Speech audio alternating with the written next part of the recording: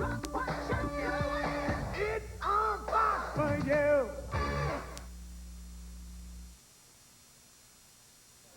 Canisius started strong, going 5-2 before the Christmas break.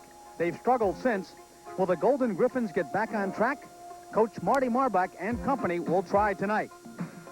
Monday, Siena had the season's most disappointing loss. They shot just 35% against last-place Loyola. Siena now sits in the middle of the 9-team MAC. Canisius versus Siena, next, right here on Fox 23.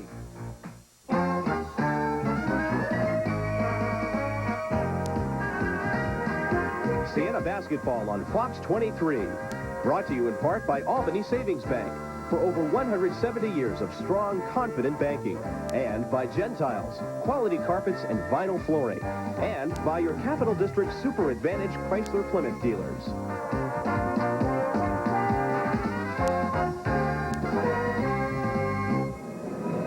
Good evening, college basketball fans, and welcome once again to Siena College Basketball as presented exclusively in the Capital District right here on TV 23.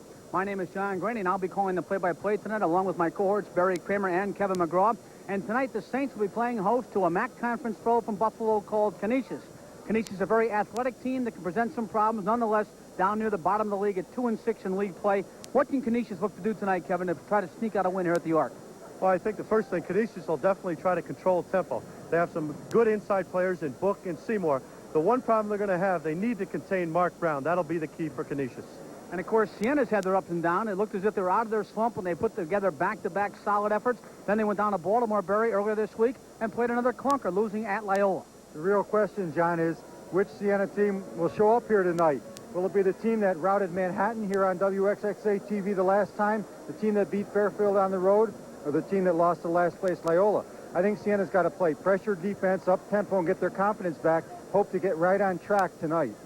Mike Dean has had a lot of luck against Canisius in his 4.5 years of coaching here at Siena. 8-2, including a perfect 4-0 here at the Dean Dome, also known as the Arc. We'll have the player introductions for Siena versus Canisius coming up next, right here on Fox 23.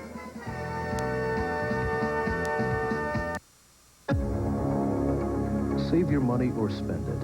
Financial decisions are no longer that simple. In today's complex world, managing your assets requires more. Albany Savings Bank has been a part of good financial decisions since 1820. Our products, services, and experience combine to make us stronger than ever, and leadership will continue to be our trademark. The area's banking and financial center, Albany Savings Bank. We're more than a bank. Gentiles Flooring is hosting the most colorful sale of the year. It's the Stevens Color Your Home sale, and it's going on now. Brighten up your home with luxurious Stevens signature carpets. Choose from thousands of brilliant colors in carefree textures, plush-cut piles, and beautiful sculpted and Berber styles. And get the customer satisfaction guarantee only a signature dealer can offer. Come in for the best prices of the year during the Color Your Home sale, only at Gentiles Flooring, 1100 Central Avenue, Albany. Plymouth Voyager is considered by many to be the gold standard of minivans. So you wonder, how could they make it better? But they did, by making safety their #1 priority. For 1991, they put shoulder belts in front and back and made anti-lock brakes and all-wheel drive available for better handling and traction. I like that a lot, because when I look for a car, I have priorities to consider too. See Armory, Izos, Terry, Evergreen, Goldstein, or Marshalls. Subway bakes my bread up fresh, and that's my way. My way. I get a combo seafood club the best way. My way. Subway. With my sub in front of me, just the way it ought to be. It's fresh and hot. I know I got it. My way. Subway. My way. Subway. Take home a sub with fresh, delicious seafood or cold cuts and be a hero.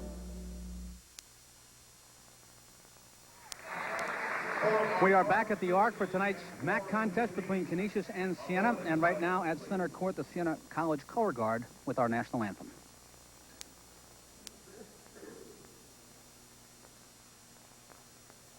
Thank you, ladies and gentlemen. Now remaining standing as the Siena Pep Band, under the direction of Mike and Christian plays, singer Rich Gervais sings our national anthem.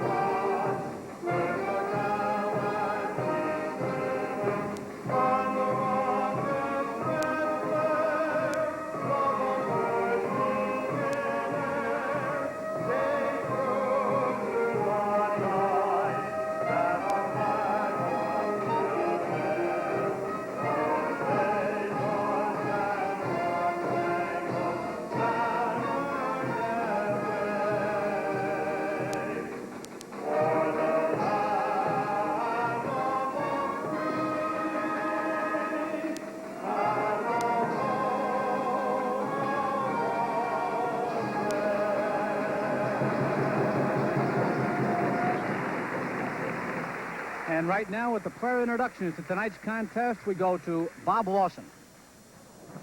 Good evening, ladies and gentlemen. Welcome to the Alumni Recreation Center and Siena basketball.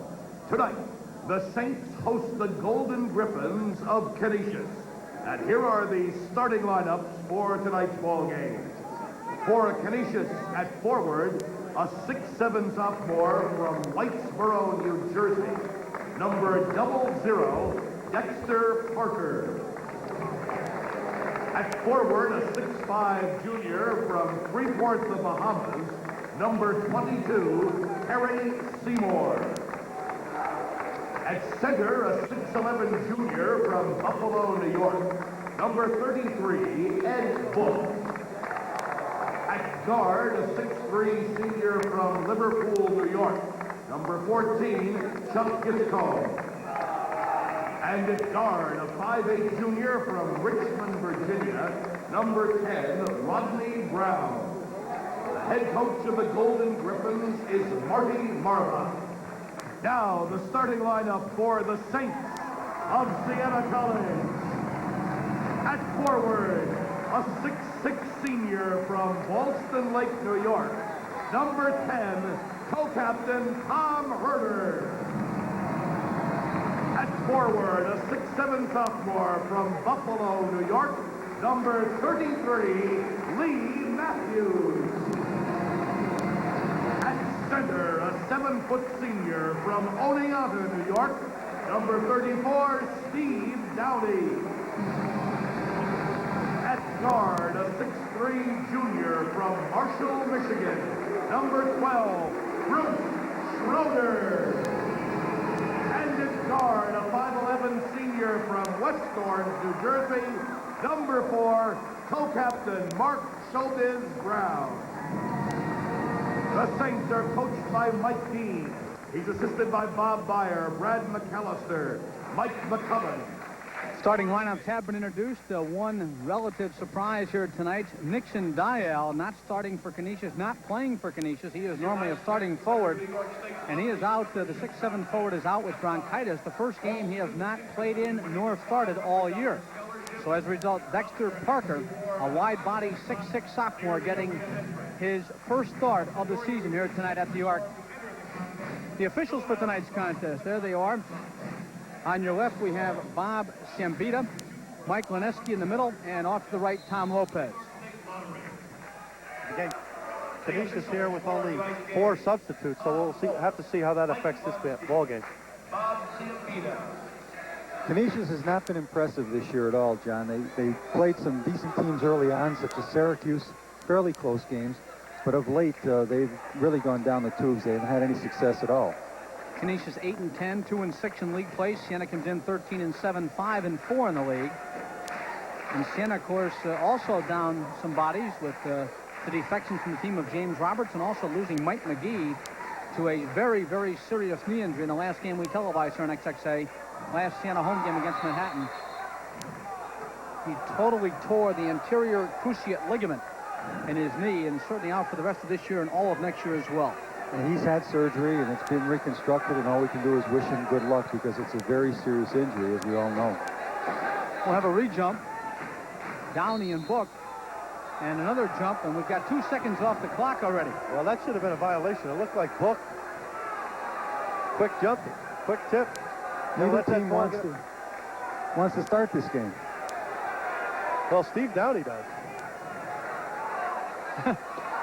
And again, Book seemed to go up a bit early, but he got the tap rather easily. I guess persistence pays off. Yeah. Boy, 0 for 3 that time. They weren't going to throw it up a 4th time.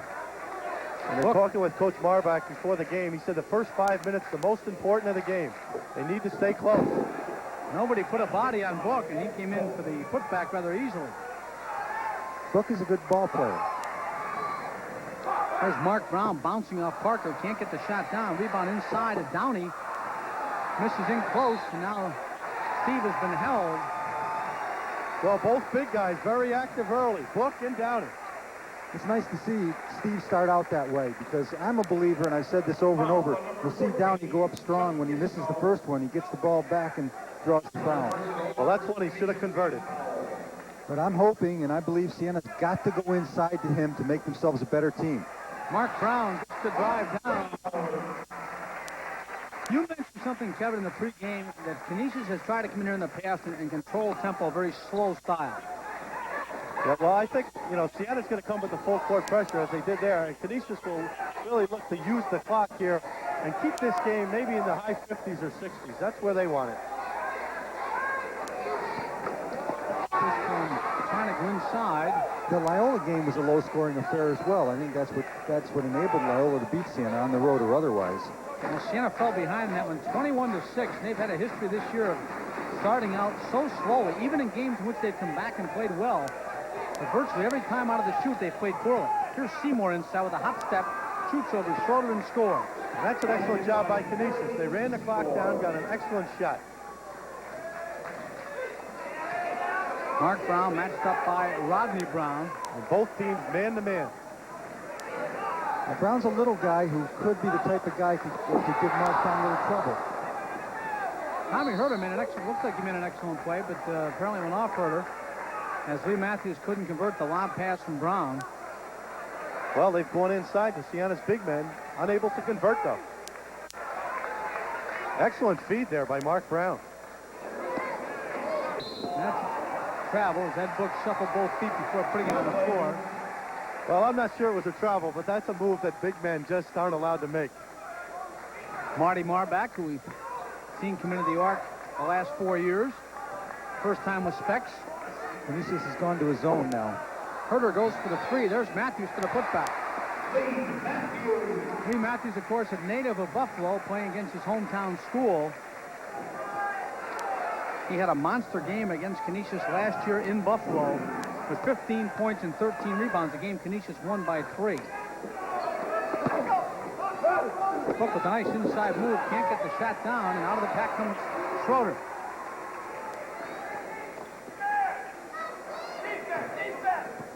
Good entry pass by Huerter. Excellent dish off. Matthews is fouled going to the basket. Downey with a good pass for cutting Matthews. Great look by Steve Downey there. Matthews is being very aggressive, cutting to the hoop. See it here. Steve draws the defense, and Matthews makes a good hard cut, gets it back, and draws the foul. My early observation here tonight, gentlemen, is that both of Siena's inside people are much more assertive and actively looking for offensive opportunities so far tonight than they have been all season. Well, most of the time, 3 or 4 minutes go by, and they haven't touched it. They've almost touched it every time down, either Matthews or Downey. I think that's a positive sign.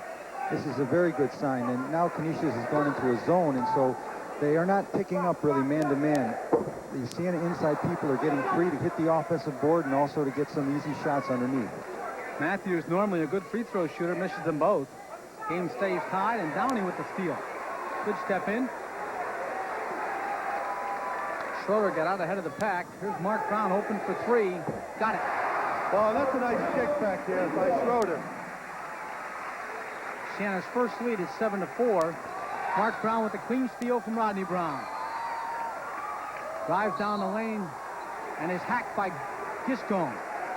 And one of the problems that Canisius has had, their guards have been prone to turn the ball over. I'm sure that's why Mike Dean is coming with the full court pressure. Here's Marc taking it down the lane and drawing the foul. He made a nice steal out front, which we didn't see. Michael Sullivan, an early sub for Canisius, and now a second sub. This is Joe McCarthy, the son of one of the great players in Canisius history, Johnny McCarthy.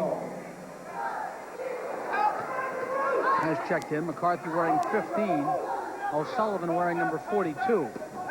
Canisius back to the man-to-man.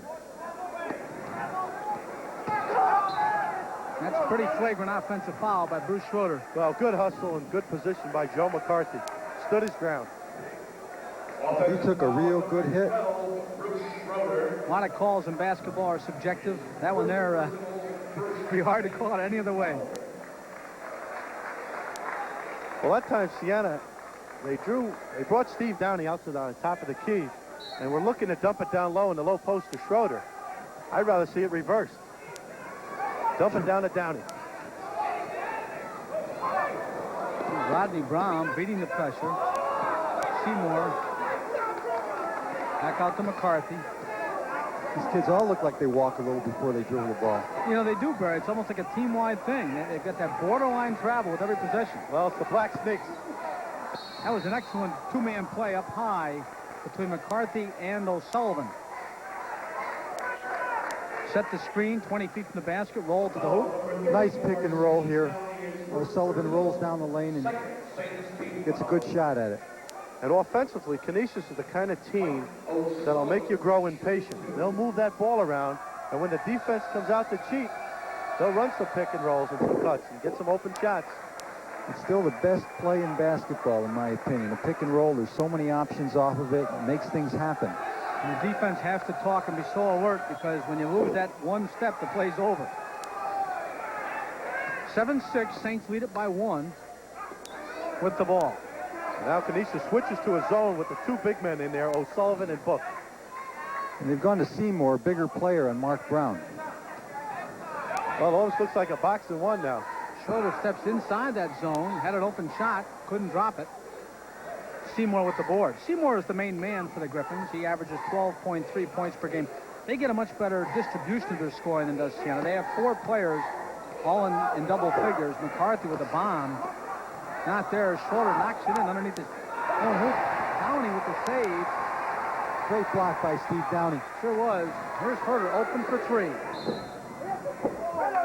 And an excellent call. And Downey with the foul underneath. That's number 2 on Steve. And he has been exceptionally aggressive in the early going here tonight. Be interesting to see if he gets a hook. Number 34, Steve Downey, his second team foul. Well, I think this early in the ball game, Coach Dean really had no choice. We've only played 4:28, so Downey out with his second foul. He has yet to score, but he certainly has had an impact on this game. Well, Grzoulis is no unknown quantity. He can come in here and really give him a spark. He's a player.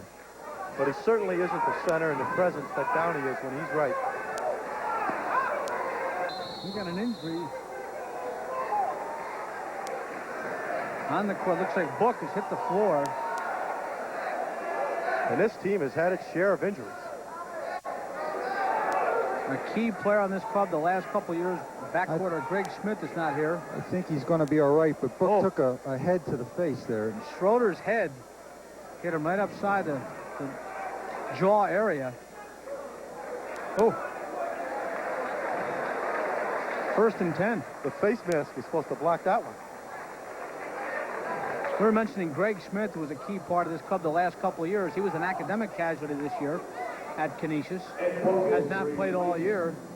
And he was counted upon to be a key part of this club this year. I'm sure many Siena fans recall Smith. Good, solidly built guard. And, of course, we mentioned before, Nixon Dial, the team's second leading scorer and, third leading scorer and second leading rebounder, not playing tonight, out with the case of bronchitis. Rodney Brown, nice outside jumper for 3. Brown, not known for his outside shot, hits a tough 3. Rodney Brown, not much of an offensive threat. Puts Canisius back on top by a deuce.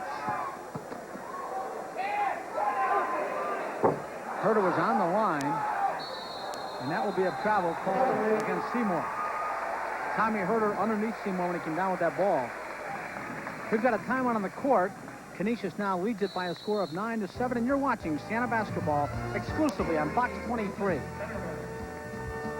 We're heating up the night with Carol O'Connor, Big Daddy Kane, and from Family Matters, Jaleel White on the next Arsenio Hall Show. Tonight, following Siena basketball here on Fox 23. Welcome home, America, to the biggest Dodge truck sale ever. We're dropping the cost of owning the Dodge truck you want. Save up to $4,200 on full-size Dodge pickups, up to $3,700 on Dodge Dakotas, and up to $4,370 on Ram vans. It's the largest total savings ever available on these Dodge trucks, with prices starting under $8,000. So drop into your Dodge dealer now. See Albany Dodge, Neuer Dodge, Kengoe Dodge, Scotia Motors, and Village Dodge.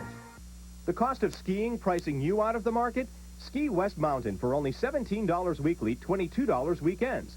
West Mountain, Northway Exit 18, Glens Falls. This Saturday, it's The Evil That Men Do at noon. Murphy's Law at 2, and Mad Max at 4. Saturday on WXXA, Fox 23. There you see the current standings of the MAC Conference with defending champ LaSalle up on top. Manhattan still there, hanging right there at 6-2. Iona in third place at 5-3. St. Peter's just percentage points ahead of Siena at 4-3. And Siena, of course, at 5-4. And on the bottom side, of course, Niagara, Fairfield, and Canisius and Loyola tied for the last spot. Obviously, there's a lot of balance in this conference now when you consider Loyola of Baltimore's ability to beat Siena. Now Canisius man-to-man. Of course, Coach Marbach, a Villanova disciple, and he'll switch defenses. Loyola's actually won their last couple. There's Marc Brown with a two-pointer. They also beat Iona just prior to beating Siena. So, I mean, they apparently have come on. That was the only game here at the Arc we have not televised this year. When Siena played Loyola, it was televised on Sports Channel. And just a dreadful game. Siena beat them by 34 points. And you wondered how Loyola could possibly win a game in this league. And now they've beaten Iona and Siena back-to-back.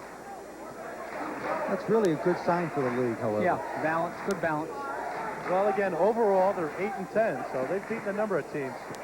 Well, that was a good feed that time. Parker just wasn't rolling to the basket. Yep. And McCarthy made the penetration and laid it out nicely, and Parker should have had a slam dunk. We're tied at 9 with 13:55 to go in the opening half. Siena versus Canisius. Doremus Benjamin in the ballgame now for the Saints. Playing the point guard. Mark now in the shooting guard position. Gives out to Schroeder for three. Can't get the roll, and we're going to have a foul on Parker as he throws Grzoulis to the ground. Two pretty good-sized lads getting tangled up underneath. I'll take Parker. Well, wow. Andy was really pushing him here, pushing him out on the offensive boards, but Parker had his hook on him. And that's some hook. And he's out of the ball game now. Ed Book is back in.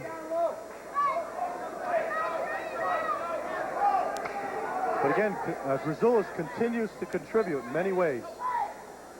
Saves Siena possession right here. Siena goes inside to Matthews. He gets to Grzoulis, back out to Schroeder for a three. Short. And Bruce has clearly lost that stroke. Ball looks to be flat. It was an excellent feed. He was wide open.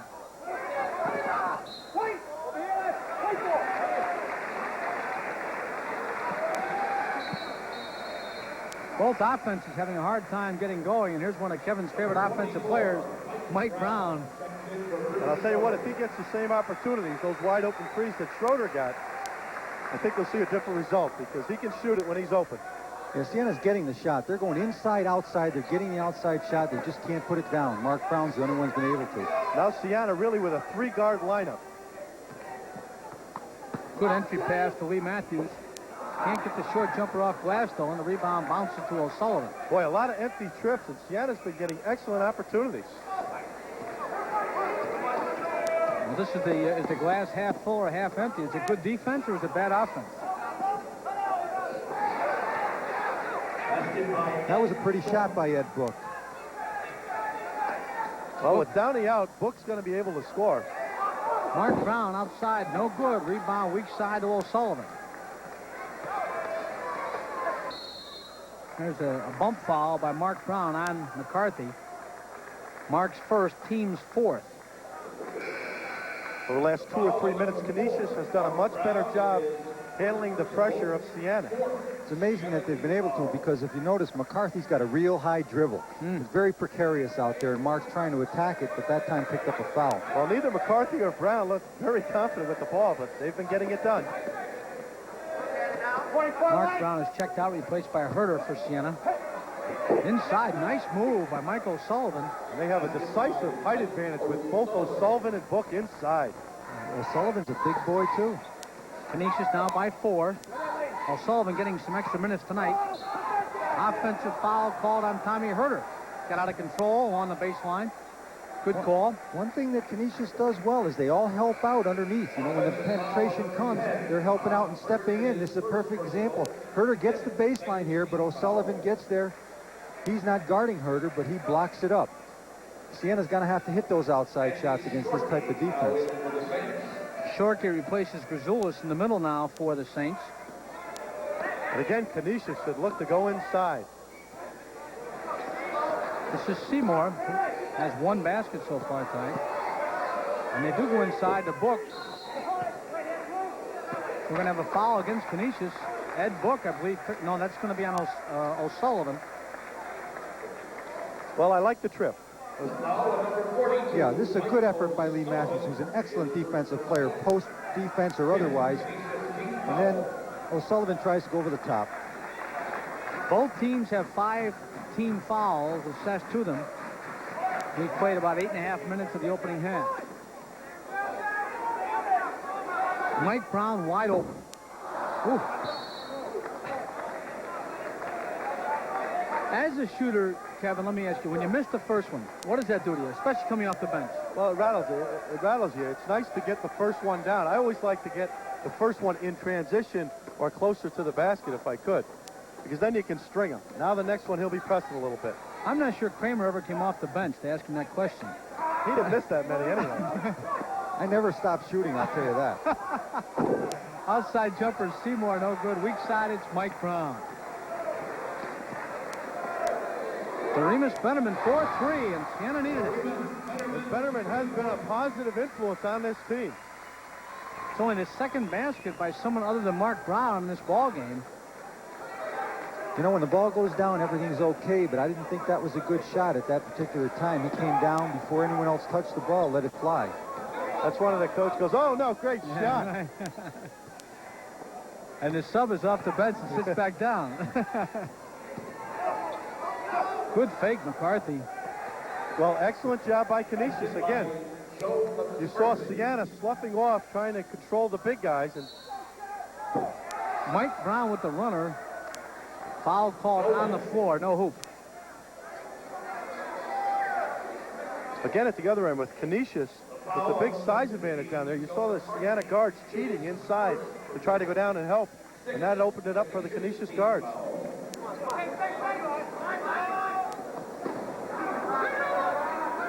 $16 fouls now against Canisius.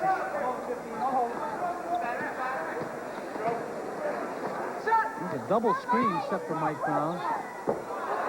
Lost control of the ball on the way up. He thought he was fouled. Well, that was good defense by McCarthy. Very good defense. There's a case where it looks like the player took the shot because the play was called for him. Now that the shot wasn't there off the double screen, and yet he felt obligated to take the shot, it looked like. Well, the best opportunity he had was right away. He was open briefly, but from that point on, he really wasn't open. Should have kicked it off. Seymour inside to O'Sullivan. Knocked that off by Shorten. Seymour's really not a shooter either. We've got 9:37 remaining in the opening half of action. Canisius on top of Siena, 15-12. You are watching Siena basketball on Fox 23. Some cars you buy because you have to, and some because you want to. Have to, want to. Have to, want to. Then there's the Saab 9000S, with the largest engine Saab ever built, plus the space and solidity of a station wagon. The 9000S. A car, not a compromise. Because we don't make compromises. We make Saabs. Come test drive a Saab from New Salem Garage, just 10 minutes south of Albany on Route 85. When I'm not looking for a gift, buying necessities for my family or myself, there are so many places I can go. But at the same time, it's important for me to be able to do my shopping where I know I'll have a wide selection of goods at reasonable prices. It's also nice to be able to shop in a friendly atmosphere with the down-home feeling. That's why there's only one place I'll shop, Clifton Country Mall.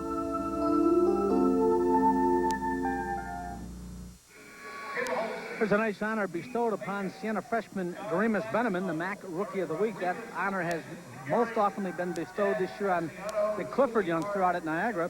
But a tremendous week for Doremus Benneman as he gets more and more playing time here at Siena and shows some tremendous backboard skills. Great confidence builder for him. He's being compared to Marc Brown. Supposedly he's going to fill his shoes, but I like Doremus Benneman's attitude about that. He says, I'm going to do the best I can. I'm not a Marc Brown. I'm what I am, but he's a good one. He's getting 16 minutes a game now. He's really an excellent point guard. He has a point guard's mentality.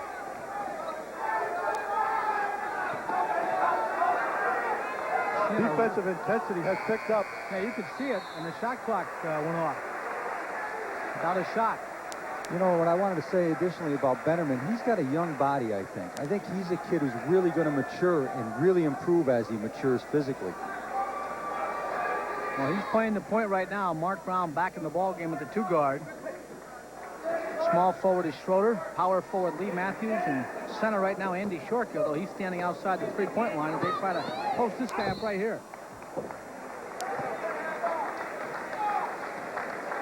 You know, people talk about Siena not having much of an inside game, and I looked at some numbers today.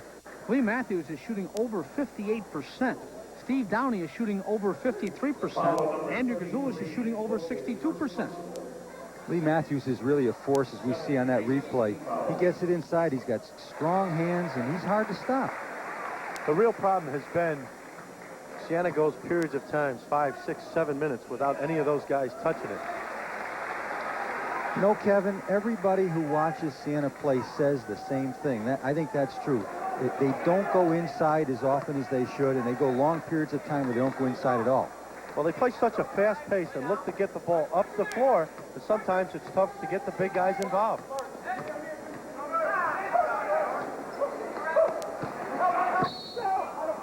Got a foul called against Siena. That will be team foul number 6, so Canisius will get the ball inbounds. Foul called on Schroeder. The reach. Good pass inside. Short. Check that. Well, I agree with you. It looked like Schroeder. Looked like there was more contact from Bruce. Take your pick, I guess. A lot of times they get the first one, too. Here's Rodney Brown. And Marc Brown's going to go coast to coast. Ed Book trying to catch him. That's it. No contest. Well, especially since he had a head start. Well, Ed Book showed he could run. I was amazed that he stayed as close as he did. Made an excellent decision not going for the block or the foul. Marc Brown with 9 points. Siena has 16 and the lead by 1.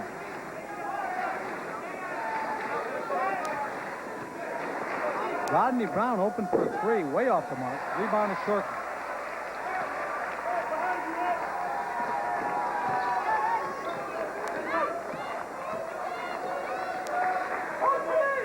Well, Canisius, an excellent job getting back that time. Siena will pull it out. You want to go to Lee Matthews. Post Lee was the call from Mike Dean. Book leaning on him inside. Bennerman open, short. We're going to push off against Shorkey, and that'll be a 1-on-1 now for Canisius. Well, that time Bennerman didn't get his legs into the shot. He made an excellent fake, drew the defender up, but unable to convert.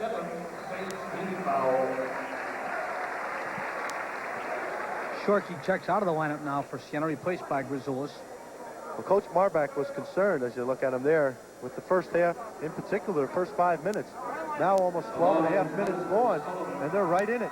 Well, Canisius has, throughout this year, been in a lot of games at halftime, and then been blown out in the second half.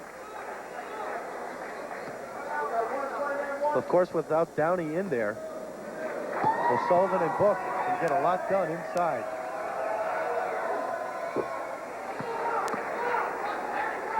He looks a little better than that 51% we had from the free throw line. He's 4 for 4 tonight. Made both ends of a 1-on-1. Canisius on top by a point.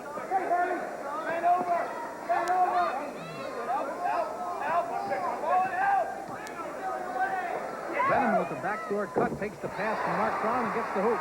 Well, an excellent movement by Bennerman, and a good look, Marc Brown. Key there was the eye contact the two of them established.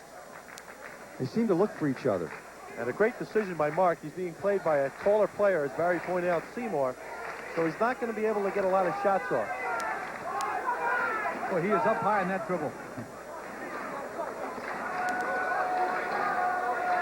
Siena looking for a 5-second call. Again, Canisius could punch it down low.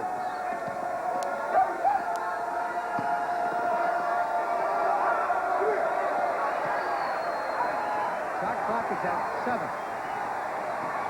Here goes Disco, stolen by Marc Brown. He and Bennerman. Bennerman for the 3. This foul will go backwards if it goes down. Matthews there for the putback. Gets it, he can foul. Well, good hustle by Lee Matthews, running the floor. But again, at the other end, poor spacing by Canisius. Bennerman's going to take the three, but Matthews makes the big effort to get this rebound. And with two defenders trying to stop him front and back, he muscles it up. An excellent move in between two 6'10" guys. That ball sat on the rim for a long time, too, before he finally got the roll.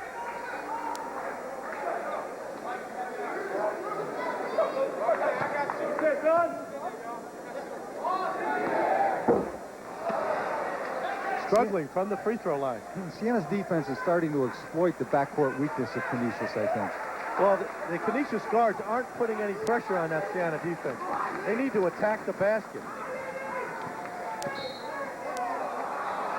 Chisholm is back in replacing McCarthy, and that's he that's just been fouled, and he'll shoot a 1-and-1 now.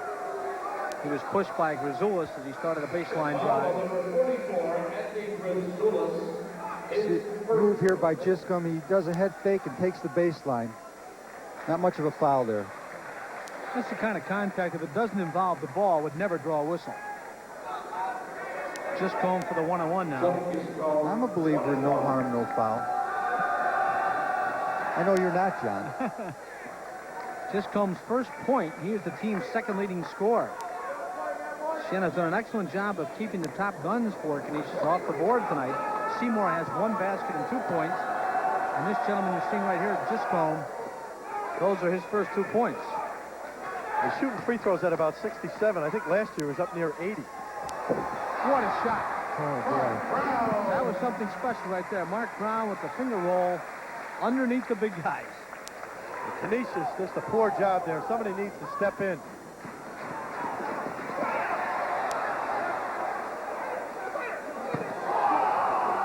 Schroeder had the steal. O'Sullivan had himself a basket. Missed the layup. How did he miss that one?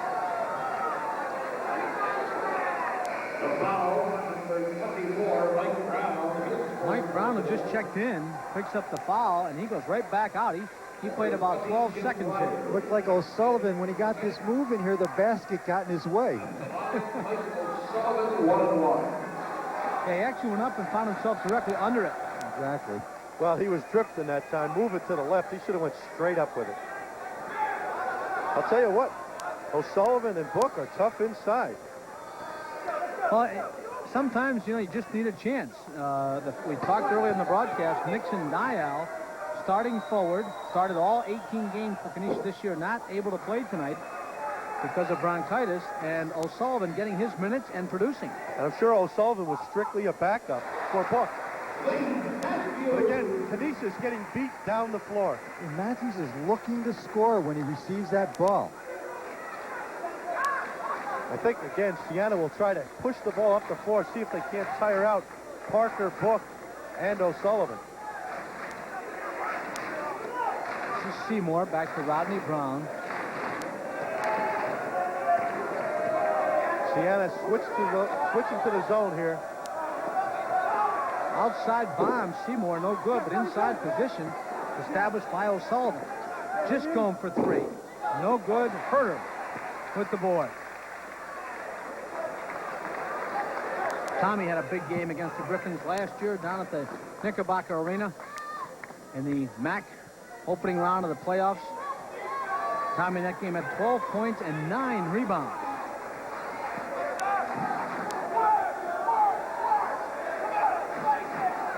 Coach Marbach up, encouraging his team to work on defense.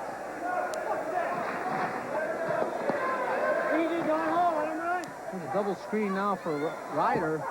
His runner, no, Matthews soaring above everybody, but he stripped of the ball on the way back up. So it was a great rebound by Lee Matthews. Boy, he was up on that one. Matthews has been active. But again, Canisius right where they want to be. Well, defense is keeping him in this ball game.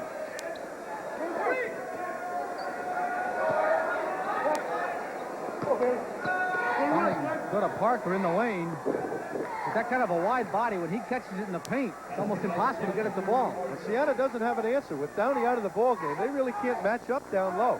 Dexter Parker with the hoop. I think Dexter's trimmed down a little bit from last year. He was really bulky last year. He's still good size. Oh, no question about that. But I think he has lost some weight. And that's got to help him. I was on him a little bit last year, not this year. You're lucky he didn't hear you last year. We're going to have a 10-second double dribble. The shot clock, we've got a timeout on the court, 3:36 remaining in tonight's first half. Siena leading Canisius 26-23, and you're watching Siena basketball exclusively on Fox 23. Welcome home, America, to the biggest Dodge truck sale ever. We're dropping the cost of owning the Dodge truck you want. Save up to $4,200 on full-size Dodge pickups, up to $3,700 on Dodge Dakotas, and up to $4,370 on Ram vans. It's the largest total savings ever available on these Dodge trucks, with prices starting under $8,000. So drop into your Dodge dealer now. See Albany Dodge, Denoyer Dodge, Kengoe Dodge, Scotia Motors, and Village Dodge. Schenectady Hardware and Electric is having its January clearance sale. There's savings in every department, including the lowest prices ever on Casablanca paddle fans. Save on all energy-efficient Casablanca fans. Whether you're looking for a classic model for your living room, a contemporary model for your dining room, or something modern and unique for your den, you'll find the perfect Casablanca fan for any room in your home. Don't miss out on this special January clearance sale featuring Casablanca paddle fans, going on now at Schenectady Hardware and Electric. Back at the arc, here goes Marc Brown, coast to coast. No contest there with the 6'11" Ed Brook chasing him. We've seen Marc Brown go coast to coast where he uses his famous change of pace, and people can only wave at him as he goes by when he made that underhand scoop shot before. Funny thing, Rodney Brown simply threw that ball in underneath his own basket, never thinking it could result in that kind of a play for Siena. Well, I think he tried to throw it off one of the Siena players and missed, and it went down the floor. Neither club shooting well here tonight. We just handed the official stats. Siena 11 of 26 for 42%. Canisius 7 of 17, 41%. Canisius so far owning the boards 16-11. But they've also turned it over 11 times to Siena's 4. Schroeder been very quiet offensively for Siena. He's not in the swing of things out there. Of course, he was banging inside right there with Seymour in that sequence. The foul goes against Seymour. That's number 10, I believe, and that would, if it's number 9, it'll be a one-on-one for Schroeder. Well, if Seymour has 9 or 10, he's still out. Oh, you mean team totals? Team fouls, right. Ryder checks out. Mike Brown gets another chance. Jim Ryder second. Bruce Schroeder at the line. Siena's got to get Schroeder involved. Now, outside, he hasn't been hitting the outside shot. Now he's tried to go inside and post up. I'd go to him. I'd try to get him involved in this ball game. If he goes inside and posts up and doesn't get the ball, he's going to get discouraged. The other thing he needs to do, I think, is take it on the perimeter, pump fake, take that ball to the hole. He's tough doing that. His first 2 points of the game. Of course, this season turned negative for Siena with the controversial move made by Mike Dean 4 minutes into that Loyola game we spoke of here on that Friday night that we did not televise, and Schroeder sat the last 36 minutes of that game for disciplinary reasons. And quite frankly, the club has not been the same since. They had a couple of good back-to-back outings, but in this last Siena game, which they lost to Loyola, Bruce Schroeder had an horrendous basketball game, shooting 2 for 9 and coming up with 8 turnovers. That is a ton of turnovers for a youngster that plays the forward position. But prior to that against Fairfield, he had a very good game. But that was the only good game he'd had since the controversy.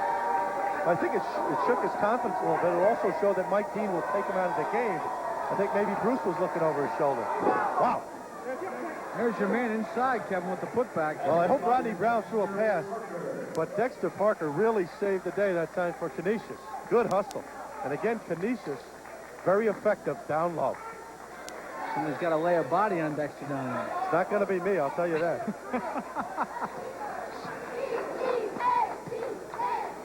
Marc Brown. I might have done a little facetious before, but I really mean that. Parker looks like he's trimmed down, maybe 20, 25 pounds. He looks a little quicker this year. That was a tough shot by Marc Brown because he didn't have good balance and still got it down. That's one of his strengths, Barry. There's another one right there. Well, that time, just a poor decision by Parker. good decision by Marc Brown. He played possum, pulled it back out, and got it to a shooter. But it was all set up. Parker tried to put the ball on the floor. You don't want your big guys doing that. And Mike Brown ran to a three-point spot.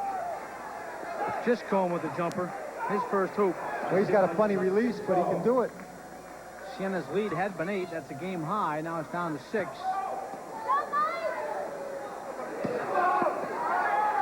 Schroeder with the runner off glass. O'Sullivan trying to blow the guard. That time Schroeder took it outside because O'Sullivan's a 6'9" player and he can go by O'Sullivan. He shouldn't be posting up O'Sullivan. Again, Siena by 8, 35-27. We've got less than a minute to go in the half. McCarthy nearly with the travel. Got a little closer, misses the shot. And Parker's going to be called for being over the top. Siena will shoot 2 free throws.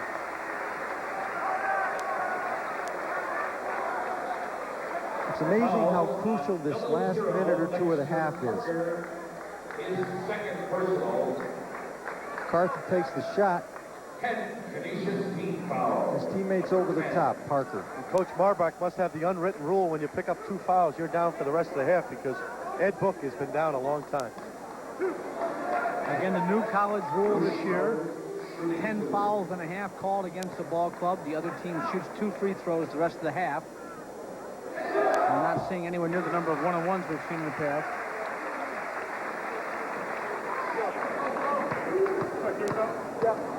Schroeder 3 for 3 at the line, 5 points. Been much more aggressive, made better decisions over the last 3 or 4 minutes. Game's first double-digit lead now. Siena has it by 10, 37-27. There's your game clock, and of course the shot clock shows right now 35. So there's a 6-second discrepancy. Blocked by Matthews inside, and that will get a new shot clock and in effect have it turned off. So Canisius, if they so choose, and Marty Marbach signals, as you can see, for 1 shot. Well, I think it'd be a wise move. Work that clock down, try to punch it inside. And Siena, to get a little more pressurized defense, comes with Bennerman in the backcourt. He'll replace Marc Brown, apparently. Mark only has 1 personal. That is a bit of a surprise. Well, not a bad move here. It looks like a defensive set, so I'm sure he's trying to protect Mark from picking up another foul. A little discussion, which causes the officials now to come to the table about whether that was a shot or not, and should the clock be turned off. Well, with the new rule this year on a shot block, they're supposed to have the remaining time left. So the 45 should not have been turned off. There had been a 6-second discrepancy. That being the case, the shot clock should be reset with 32 remaining. Well, they have to interpret whether the shot was blocked or not. He put a try up off the basket. The referees have to determine if that shot was actually blocked. If it was blocked, they would have the remaining time, and that's what we're seeing now. They're going to run it down. Should show 32. We're putting 32 seconds on the shot clock. Boy, what an eye. Well, we had just picked up the discrepancy on the last possession, so we knew there was a 6-second discrepancy. That, of course, is a new rule this year. But again, I look for Canisius to really wind it down. It's about a 4 or 5 second differential. Look for Canisius to take one with about 3 or 4 on the shot clock. They got to keep it close, get Ed Book back in the ball game, play tough D in the second half, and stay in this game.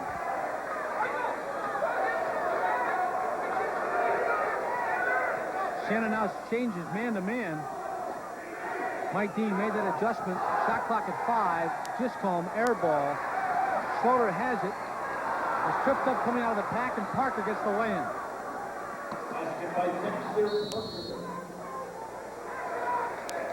Well, that was a big basket, too, and I don't know how they got it.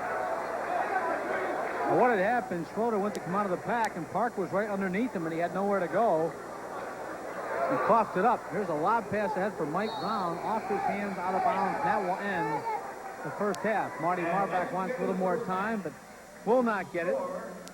At the half, Siena leads it by a score of 37-29, having taken a lead of as much as 10 points late in the first half. Standing by for his analysis of the first half is former Siena great Kevin McGraw.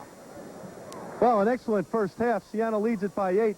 In the early going, we saw Siena come out, try to get it inside to Downey and Matthews. They're unable to convert it, though. And Downey picked up 2 quick fouls. enabled Canisius to go inside to Parker and Book, O'Sullivan. They did a lot of great work down inside. Were very successful. Over the last 6 or 7 minutes, Book went out of the ball game, and I think that hurt Canisius. Canisius struggled early on with the defensive pressure that Siena put on. We'll have to see if that'll wear him down. A nice lift by Bennerman off the bench for Siena. Looks like a good second half. We'll be back with more halftime activities after these messages. The savings and loan scandal has put white-collar crime back in the headlines. But some of the men who made fortunes while crippling our economy are still at large. Help bring them to justice. Watch America's Most Wanted. Then, when attorney Simon McKeith took on corruption in college sports... You're the one who's going to get hurt here, McKeith. He never dreamed he'd make such powerful enemies. I'm going to lose it all for this case. Friday night, starting at 8 on Fox 23. From Hollywood Pictures, he was framed for a crime he didn't commit. Now it seems as though everyone wants him dead. That's the guy on TV! The cops. I need him dead! The mob. Get out there and find him. The entire city. Take this kid down. And if Charlie can just run hard enough. I need your help. Live long enough. He may discover why. Run. Rated R. Starts Friday at a theater near you. Subway bakes my bread up fresh, and that's my way. My way. I get a combo seafood club the best way. My way. Subway. You make my sub in front of me. Just the way it ought to be. It's fresh, it's hot, I know I got it. My way. Subway. My way. Subway. Take home a sub with fresh, delicious seafood or cold cuts and be a hero. Welcome home, America, to the biggest Dodge truck sale ever. We're dropping the cost of owning the Dodge truck you want. Save up to $4,200 on full-size Dodge pickups, up to $3,700 on Dodge Dakotas, and up to $4,370 on Ram vans. It's the largest total savings ever available on these Dodge trucks, with prices starting under $8,000. So drop into your Dodge dealer now. See Amsterdam Dodge, Chapman Auto Sales, Town & Country Chrysler, H&D Motors, and Bringer Dodge.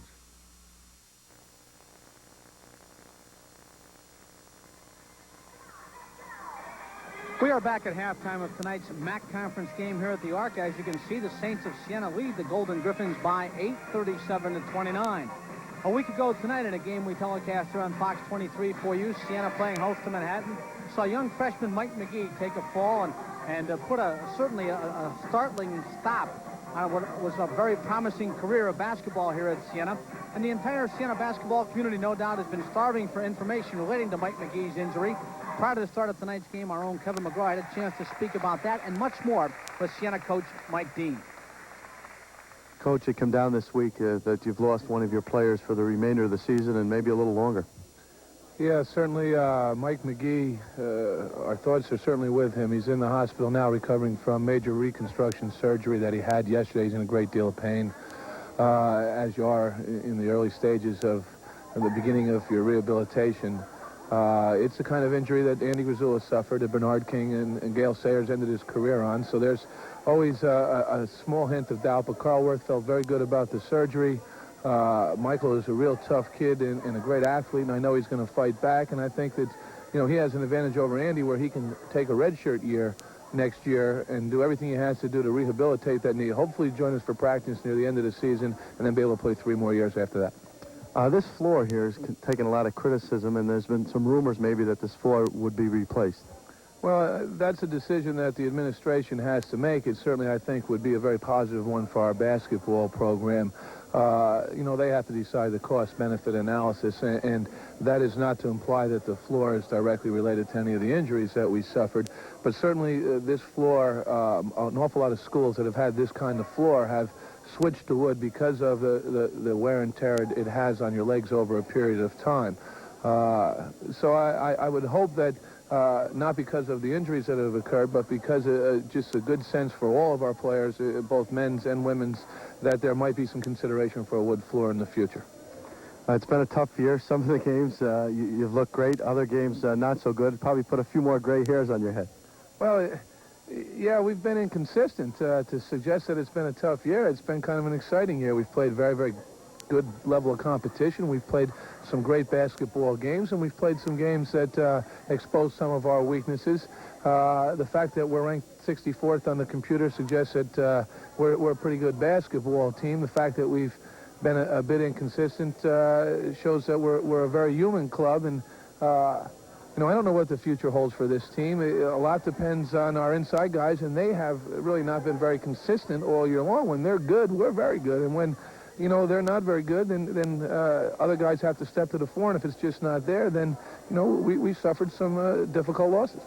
Back when I was here, 13-7, I think we would have had a parade. Right now, everybody's talking like it's a disappointment. Well, there's a monster been created in terms of the expectations. You know, and I think the players feel that. I think the media has rallied around the basketball program and created a scenario that's just not realistic, that this program can't possibly live up to.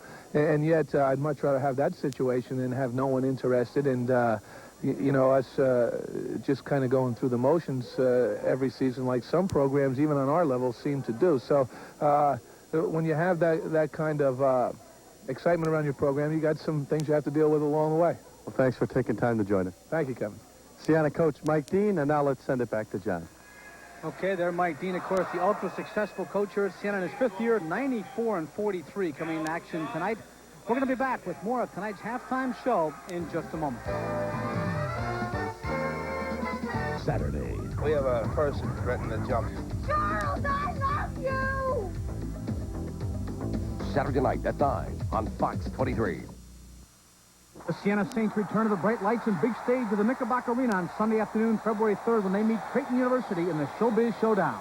All-American candidate Marc Showbiz Brown takes center stage in leading Mike Dean's cast of slam-dunking Saints against this non-conference foe. Tickets for this final regular season Siena Series Showdown at the Knickerbocker Arena are available at the arena box office and all Ticketmaster locations. Charged by phone at 476-1000. Don't miss the Showbiz Showdown February 3rd when Siena meets Creighton at the Knickerbocker Arena. If you like oak, you'll love Big Sur Waterbed's special purchase of oak wall units. Right now, choose the Avalon for an amazing $549.99. This handsome elite short wall is only $599.99. The Bayview is $999, or the elite tall group with overhead light bar is $14.99. All groups include your choice of king or queen size waterbed. But hurry while these prices last to Big Sur Waterbeds, America's largest. 1390 Central Avenue, just down from the Colony Center in Albany. The cost of skiing pricing you out of the market? Ski West Mountain for only $17 weekly, $22 weekends. West Mountain, Northway Exit 18, Glens Falls. I really should exercise, but I wonder if it's worth it. Ah, forget it. Let's get out of here, get a six-pack, and watch the tube. Oh, now, Joseph, that's bad advice. You like to look and feel great. Come on, it takes too much time. It's not worth the effort. Only 60 minutes a week to reach your peak. Come on, let's use that Nautilus machine. Now save $75 on an annual membership at Nautilus Life Sport. Call 458-7144 for a free trial. This Sunday, it's Teen Wolf 2 at noon, Something Wild at 2, and Short Circuit at 4. Sunday on WXXA, Fox 23. John Graney back now at the Alumni Recreation Center on the campus of Siena College. There's our score at the half, 37-29. Siena on the long end of that score. And, of course, Canisius, the opposition tonight. They're coached by Marty Marbach now in his 4th year. And the former Villanova assistant, quite frankly, has had his problems in turning this program around. His career record coming into tonight, 39 wins and 63 losses, and he has never won in this building. And so far tonight, it doesn't look too good in try number 4. But prior to the start of tonight's ball game, he spoke to our own Kevin McGraw. Coach, over the last few seasons, you had an awful lot of injuries. What's going on? I don't know. I'm not doing something right. Maybe I got to go to church more often. I'm not sure. Talk to Mike Dean. Maybe we can make some trades, but we're not allowed, and we are hurt. We're banged up. We have 3 or 4 guys out tonight, but that's the way it goes. You have to depend upon the remainder of the guys in your team and hope for the best. Of course, last year, one of your better players, Ed Book, missed about half the season. Right, and Eddie again this year, you know, a couple weeks ago, he went down again and missed a couple games, and that threw our team off kilter. But he's responded. He's been playing better. He had an excellent game against Vermont, so we're looking forward to him to continue to improve. Last year, of course, at your place, you were able to beat Siena. You played them tough here. You always seem to give Siena a little bit of a problem. Yes, but we always still end up with an L, okay, and that makes it tough. But this is a great place to play. We don't really talk to our guys about the intimidation factor. We just talk about what a great fans they are, and we have to come out here and enjoy the game. And we have played very well, at times here, and we're not intimidated. We come here to try to win, but we know it's a tough task, especially because Siena came off the tough loss, and that they really play off the crowd, Marc Brown especially, so we're going to have our hands full. Of course, the MAC, they encourage you to play tough opponents, and you have. Yes, we have, and we played Syracuse and Xavier, but Siena hasn't backed down either. They played Virginia and Pittsburgh, so I think that the whole conference, the schedule is made for better competition. The MAC play right now, we're rated 14th in the country, the MAC conference is, and so I think the non-conference schedule is really made for a real tough coaches league, that's for sure. Great for the fans, but tough for the coaches. Of course, you were an assistant for a number of years under Raleigh Massimino. What was that like? It was, I tell you, it was like getting my doctorate, and I learned all the Italian dishes, too. Scungino, calamari, all them, I didn't know what the heck they were. Now they're like a special dish to me. But working for Roley was tremendous. A great guy, a great coach, and I'll never forget it. I read in the media guide that you have a hobby. You're a card collector. Yes, and I tell you, I just started it just as a little diversion away from, the pressures of the basketball, and now I'm a card collecting addict, with football, baseball, it doesn't matter. I go to card shows or flea markets, and it's a lot of fun. My wife doesn't want me spending too much money, but at the same time, I really enjoy it, and it's just a way to get away from the high-paced game of basketball. We're about mid-season right now. What are you looking for this club towards the end of the year? Well, right now, we're just trying to get healthy, number one, and number two, we're just trying to improve daily. We realize we're down at the bottom in the league, but we've told the kids, we really believe that, don't worry about the standings right now. Let's try to just steal a couple wins, because once we get healthy, in a couple weeks when the tournament comes around, we could be one of the most dangerous teams in the league. It seems well-balanced this year. Not much difference from the top to the bottom. It's brutal. I mean, when you look at Loyola, who was in last place, they beat Iona, then Siena. Now, if they're in last place, that tells you what kind of balance that we have in the league this year. It's going to be a war all the way through. Well, thanks for taking time to join us. Okay, thank you very much, Kevin. That was Canisius coach Marty Marbach, and now back to John Graney. It is indeed a good league, and there's our score at the half. Siena leading it by 8 over Canisius. Back with the second half tip-off in just a moment. 2 Thursdays ago, Charles Fleischer said this. If you want to keep it funky, you got to hit the monkey. Last Thursday, Ray Don Chong told me this. You had to kiss Melanie Griffith. Now, what do you think will happen tonight? Well, it's anybody's guess who'll say what when Arsenio heats up the night with Carol O'Connor, Jaleel White from Family Matters, and Big Daddy Kane featuring Gamila Shabazz. All I can tell you is be here on the next Arsenio Hall show. Tonight, following Siena basketball here on Fox 23.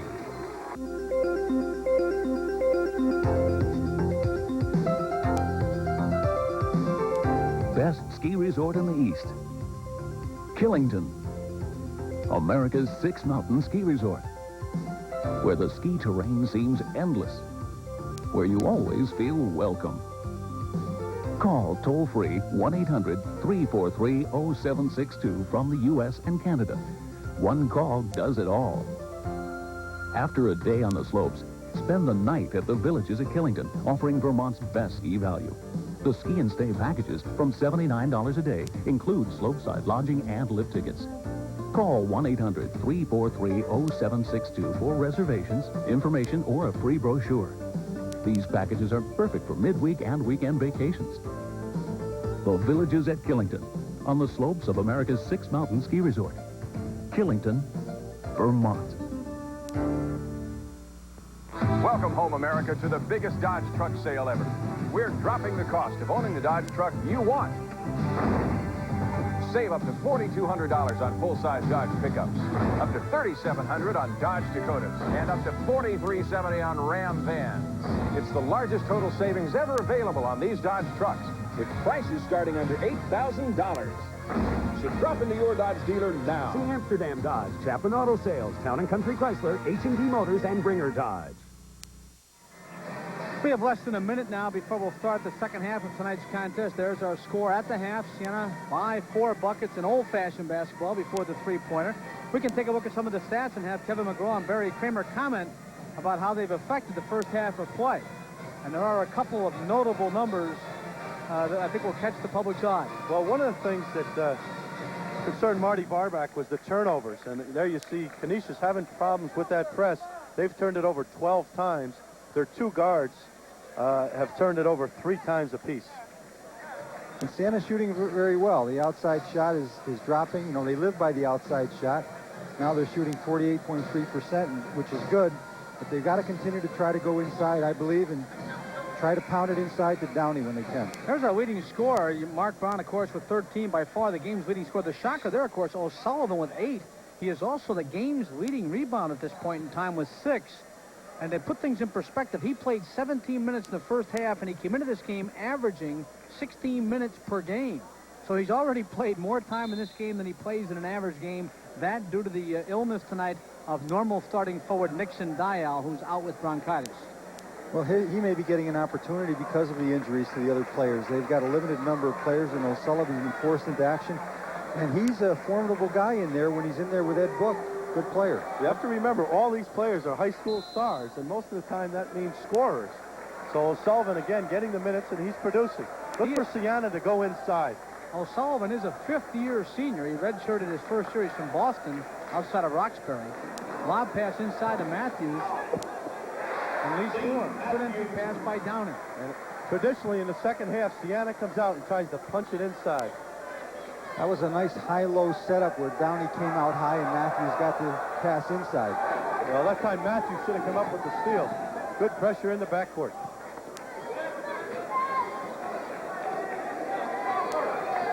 Another hop, step, and jump there that wasn't called. They do a lot of that. It's almost like a team disease.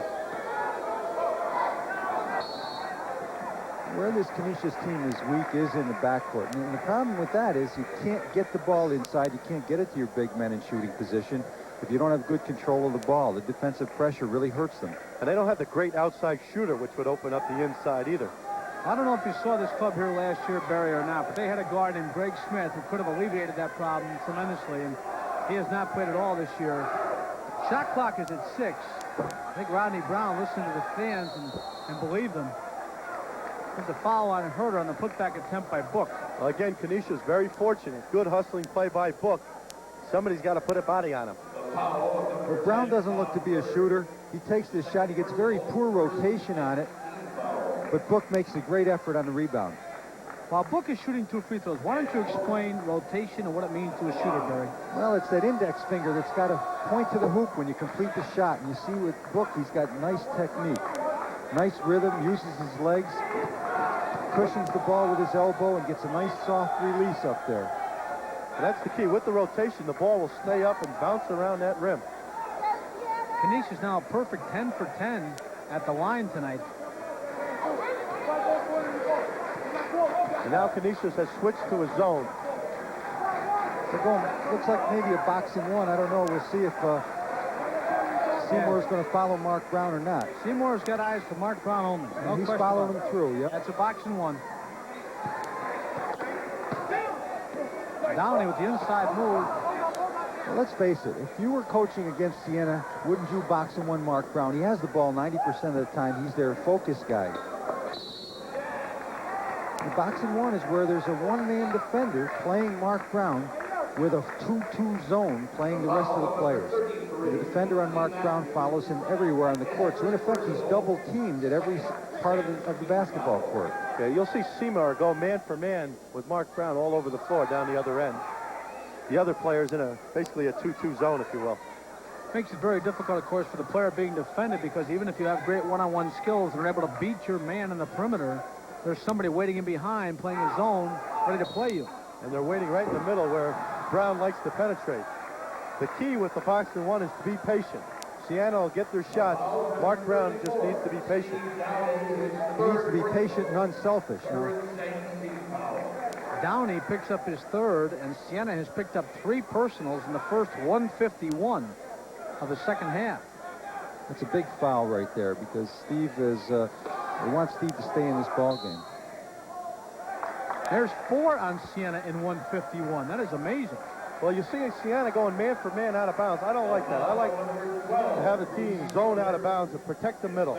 Then if you want to go into the man-to-man, you can. Very hard to defend out of bounds, man for man. This could be foul number 5, but it's not called. Huerter comes away with the ball. Here's Schroeder taking it to the hoop, score it, he's been fouled.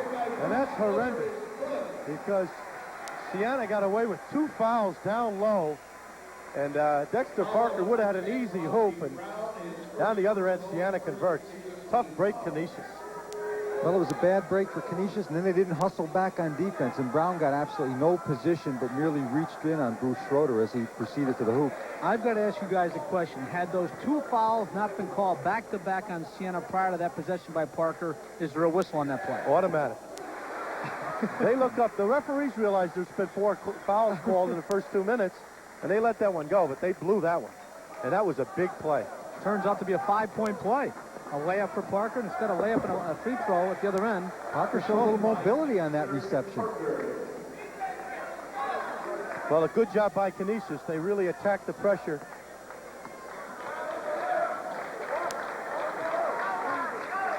The key really for Canisius is they need a few defensive stops, and they need to be able to convert them. I don't think they can score like Siena can.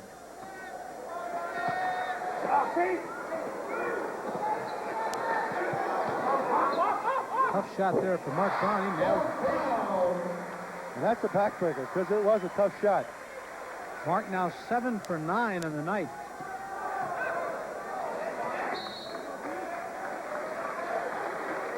Again, offensively, Canisius can't they can't score points in bunches, and as they trail now by 11, that's going to hurt them.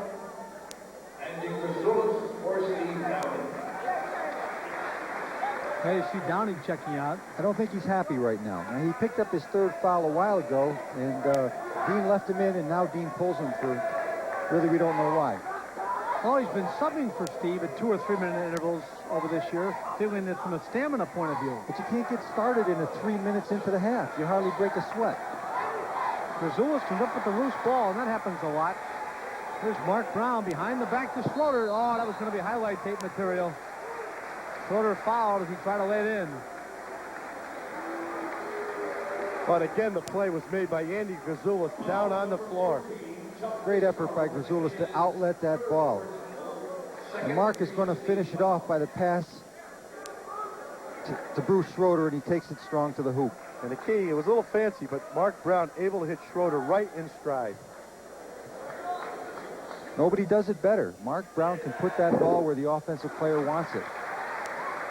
And again, that's where they're most effective, when they get the ball off the board or on a turnover and really advance it, push it down the floor. Schroeder now 7 for 7 at the line tonight. He has 11. Siena's lead is 13 and continuing to grow. And Steve Downey will get a chance to get right back in the ballgame. Here's a bomb by Seymour. And that's a big hoop. Canisius needed that one. Marc Brown looks to answer. No good. Rebound Seymour. Seymour's open again for a 3.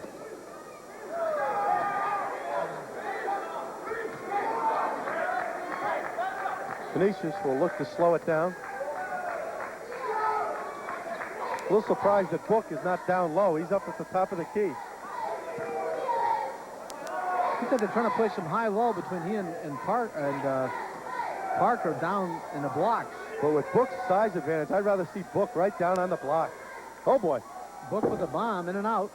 There's Seymour beating Huerter to the ball. Seymour for a 3. No good. Rebound, Marc Brown.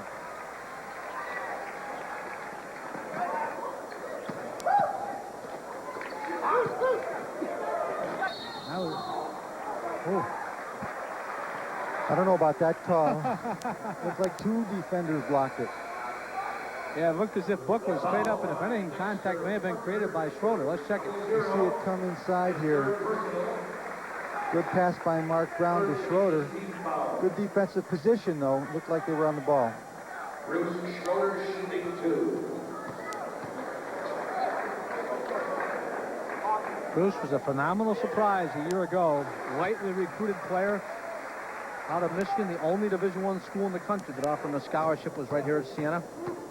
Really came into his own last year. Started out this year averaging about 18 points a game. All of a sudden, the incident took place. Well, he's a key factor in this club because as Bruce Schroeder goes, so does Siena. And he's an excellent player because he's an inside and an outside player. Before he couldn't shoot the outside jumper. Now he can, and with his inside game coupled with the outside shot, he's a tough player to stop. And he takes a lot of offensive pressure off of Marc Brown. When Bruce is not scoring, Marc Brown is really the only scorer. It puts a great burden on Mark's shoulders. Siena, man for man. O'Sullivan gets his first time in the second half, replacing Parker. Now they got Book down low. And go to him and score. Book going for the ball and also calling for the foul. Seymour's making it happen now, too. He's playing a very active game, trying to score and looking to feed off when he doesn't have it. That's a tough shot right there. Well, that's good defense. Yep. Huerter got it back. Geez, the official almost broke his hand on that camera. And that's a foul. You can't hit our camera. The cameraman shouldn't be there. Dominic down there again. Well, we were talking to the official before the game. He did the Georgia-Mississippi game last night. Now he's up here in Albany to do this one. Yeah, he did that blowout where Georgia destroyed Mississippi. He also mentioned that he snuck in to see Barry Kramer play in the old days down at NYU. Yeah, he dated himself when he said that. And a big three by Huerter. Ooh, that's backcourt. Yeah. Here goes Seymour, and travel call. Downey came in under him. We got a timeout on the court. Siena with their biggest lead of the night.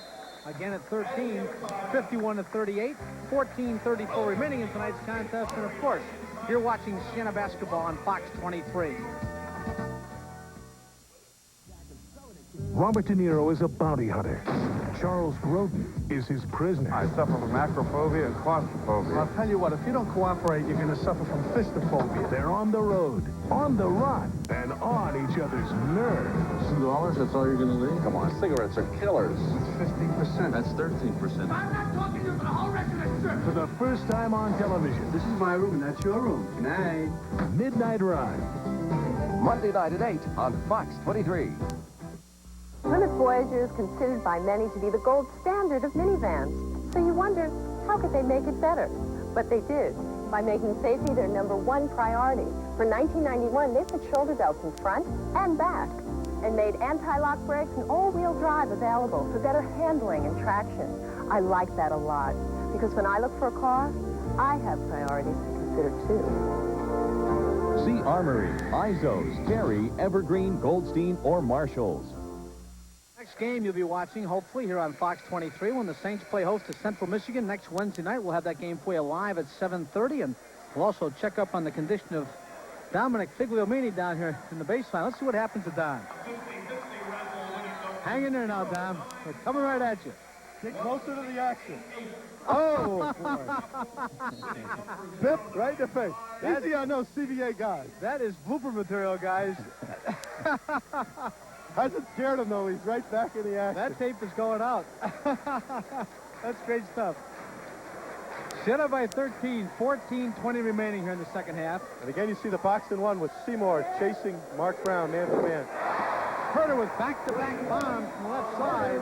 Well, against the box and one, again, Marc Brown has to be patient. The other guys will get open shots, and Huerter has contributed. It opened up Huerter on the wing, and he hit the jumper. And Sullivan better get rid of it.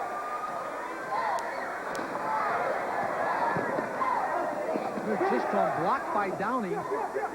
Ball goes right to Seymour, though, and he puts it home. Seymour's done a nice job and very active on the boards. He looks like he's picked his game up in the second half a little bit, and he might be the only Canisius player that has. Showing a lot of heart here, trailing by 14. Boy, how do you like this? Marc Brown posting up. Gets to Downey. Believe it or not, Downey's first points of the night. Well, he's only had a couple opportunities. Probably his third shot of the evening. Played 3 minutes in the first half, was 0 for 1.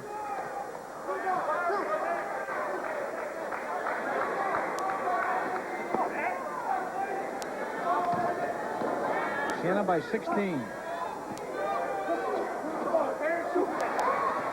Steal by Downey. Yeah, poor decision. Seymour made up his mind to pass that one.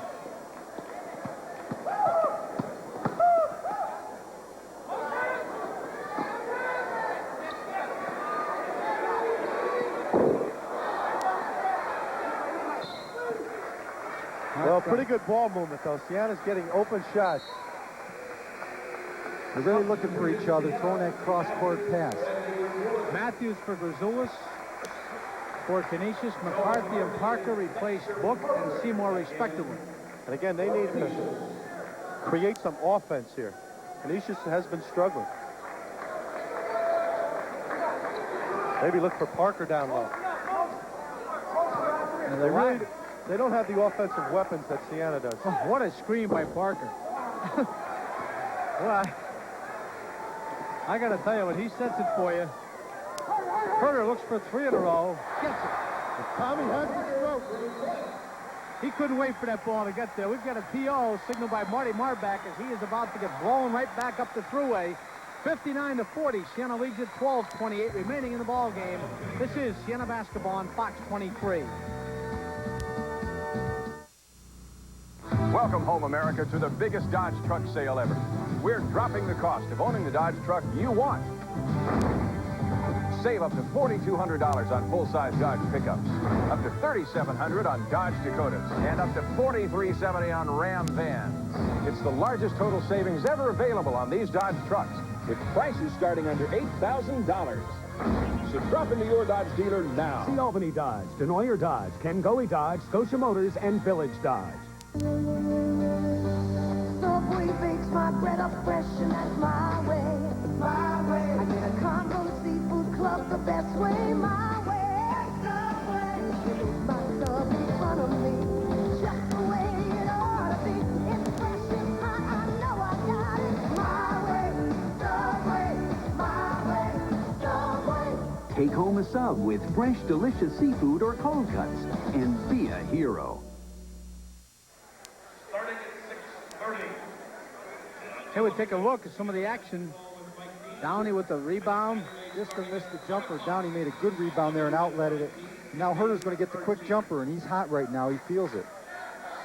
Yeah, when you get that, when a shooter gets that kind of a feeling, Tommy, you could almost see him begging that ball to get that a little bit quicker. He wanted it. That ring looks awful big. He has been the main factor in an 11-2 Siena run that has put this thing very much one-sided in Siena's way. His 3 consecutive three-pointers, a major part of that 11-2 run for the Saints. Here goes Giscombe with a change of pace dribble. Only he knew where the rebound was coming off and takes advantage of it. It was a big effort for a little man taking it inside. Siena is so explosive, though. They can turn it on. They hit those outside shots, and they are explosive.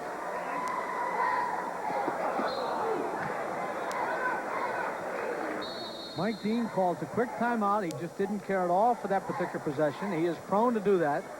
With 11:44 remaining in the contest, Siena by 17. This is Siena basketball on Fox 23.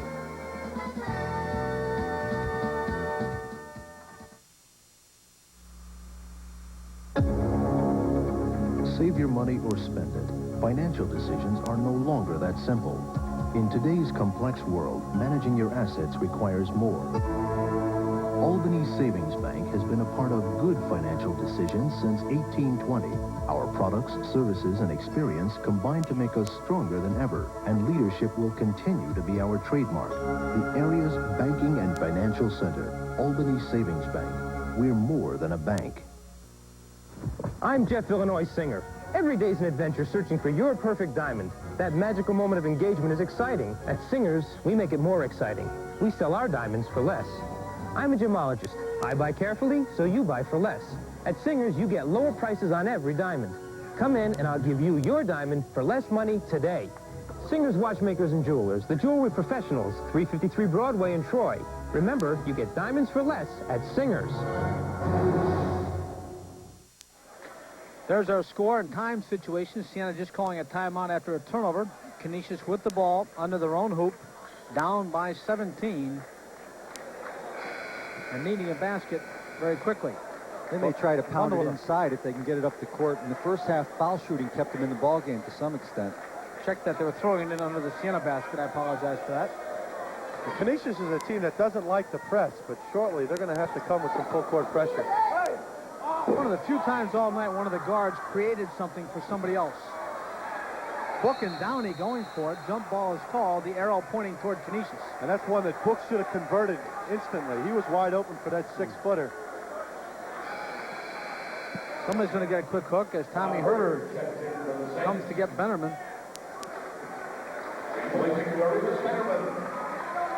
Tommy well rested. Had a good 20 seconds on the pine. Seymour goes past Schroeder, and this is a beautiful looking shot. It's just one of those nights for Downey. He's been in foul trouble all along. Schroeder actually got away with a foul first, and Downey picked up number 4. And this is a good effort by Seymour inside. It shows you how big he plays because he's a 6'5" swing man. Puts his body between himself and the basket and draws the foul from Steve Downey. And Downey's coming out with 11:20. I'd leave Downey in the ball game. Let him play 3, 4, 5 minutes, and then you can take all the starters out because this one looks like that Siena's going to be in control.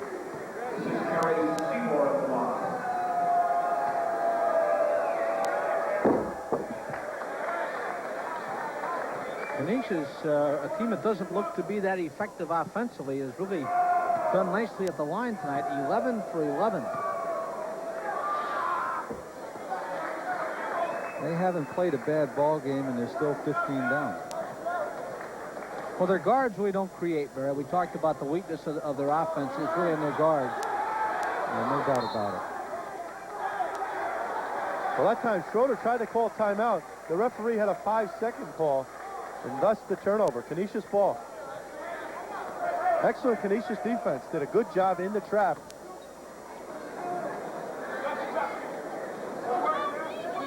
And into Seymour, he goes against Matthews. Great body fake.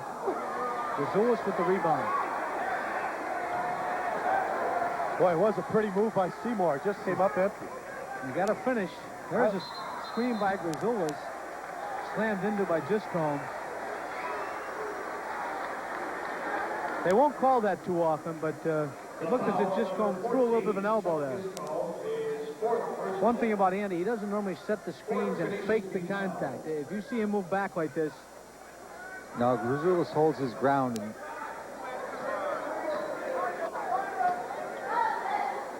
there's another screen by Gazoulis for Huerter. Another bomb for Tommy Huerter. He's got the rhythm. Oh, they got to play that man. Next time he catches it on the offensive end, he's going to look to the pass. He'll be running down, setting up a three-point land in a hurry. I'm open. 62-44, Saints by a comfortable 18. If you're Huerter now, you want to play defense just poor enough so it'll take a shot. I like that. You don't want to see this foul stuff here at the other end. Not poor enough, but just good enough to get it down the other end. Okay, here's a move here by Seymour, but he takes it a little too deep for a 6'5" player. He should pull up and shoot the shot every once in a while. I like the way Seymour looks. Last game, he had a career-high 29 points against Vermont. In that game, he scored 21 out of 28 points in one stretch. I think this is a player coming into his own. First miss at the line tonight for the Griffins. Their publication talk about him as playing the backcourt position, but he had some difficulty in the ball handling skills, and they moved him up front. He's going to have to show a little shooting range, and if he does that, he's going to be a real good ball player.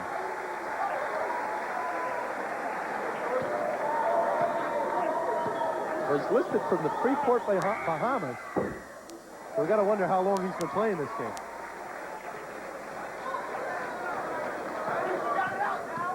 Well, they got a mismatch. Huerter matched up with an O'Sullivan. On the perimeter, O'Sullivan will not be able to stay with Huerter.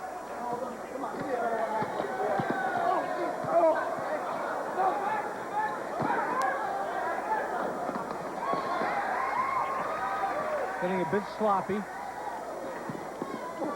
Tommy looking for the pass, but so was McCarthy. He should have shot that one.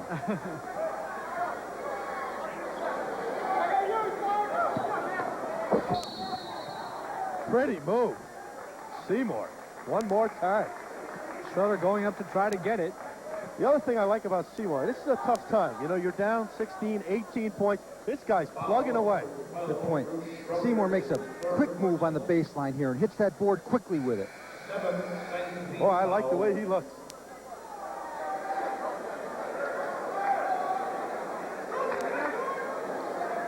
Mike Brown checks back out. Now, these are the kind of athletes, a lot of these 6'5" swingmen in the MAC conference, if they can develop their outside game, if they can develop ball handling skills and shooting ability, they can be big guards in the big time. They've got the athletic ability. He struggled from the free throw line. And that one was blocked by Seymour. And that one was jammed home. Well, again, this game is getting out of hand. This is not what Canisius likes. They really like to slow it down and control the pace. This is really not what they're looking for. But again, they have no choice. They really have to up the tempo. Marc Brown.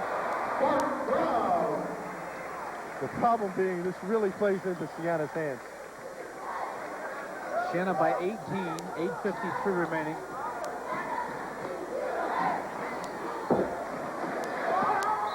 Got to call something here.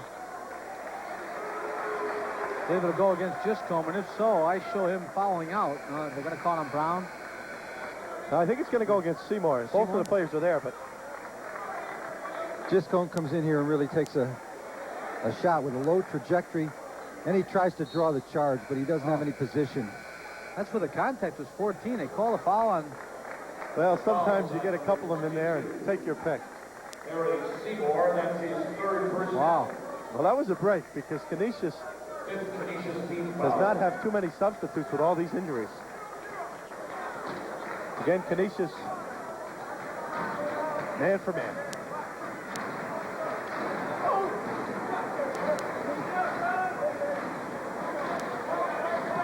One of the assistants for Canisius is a player of some local renown. Maybe we can get a shot at him later in the broadcast. Foul by Marc Brown, off the mark. Foul underneath, called against Seymour. He's quickly got his fourth. Well, he's getting his name in the book from all directions. There's Mike Dean. He's got to be feeling good about this one right now. There's Phil Seymour. He's the answer to a good trivia question in this town. One of the starting guards on the original Albany Patroon basketball team. Phil Seymour, who played his college basketball at Canisius. I played a number of times against Phil Seymour, an excellent college player. An original Patroon team 9 years ago down at the Washington Avenue Army, and Phil Seymour, starting member of the backcourt. Boy, if that went in. And how did Phil Seymour perform for the Patroons, John? I thought quite poorly, Barry. Just couldn't get a shot on that level. I think, he's about 6'3" and a good body, and in college he could get the 12 or 15 footer. On that level, he had to take the shot a little deeper and couldn't hit it. That's what usually happens if you can't get the shot you want. Yep. You got problems. Well, Schroeder just took one. I don't know if he wanted it, but it was really a tough shot. In this situation, you can be very patient. Or you can drill a three.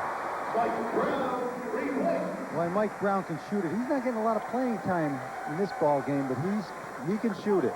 Well, he's been in about 5 times, but they've been very brief durations. Good defense by Huerter, shutting off the baseline. There's the case where Book was open on the original pick and roll, and Rodney Brown didn't get it to him. Well, I think the pace of the game has hurt the big men inside. Parker and Book don't look as quick as they were in the beginning of this ball game. Might be a good time to get Betterman in the ball game. Let him run the show.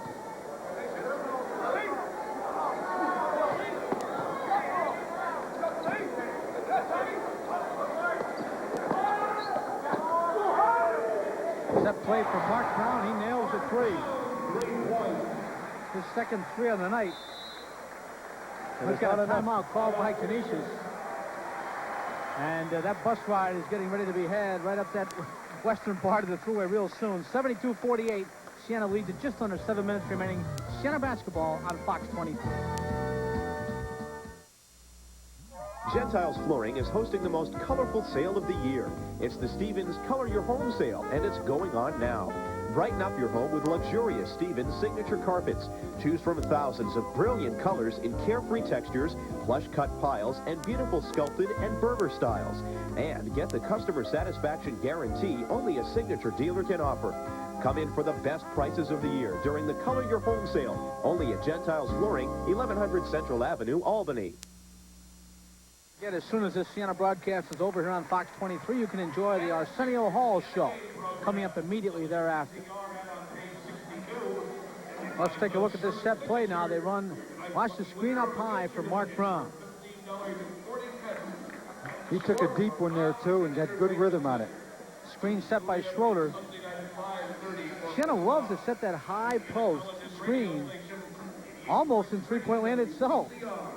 Well, they do, and they live and they can die by the outside shot, which is why it's so difficult, I believe, for them to win on the road. They don't have the same familiarity with the hoops.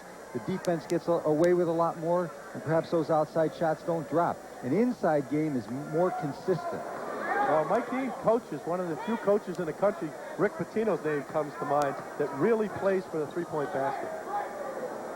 You mentioned, Kevin, Siena's got a history of starting second halves, pounding inside right off the bat. Well, it only goes for about 2 or 3 minutes, and then it's forgotten. It's very brief. Blocked by Downey. He has been a factor tonight. Kick it. Beautiful. Oh, Schroeder missed the layup. Gorgeous pass from Marc Brown. Here's the steal by Brown, and there's no pass here. And he's been known to dunk those. He thought about doing it. There's no question in my mind. And, big smile. Well, again, Siena has converted a number of three-point shots in this half.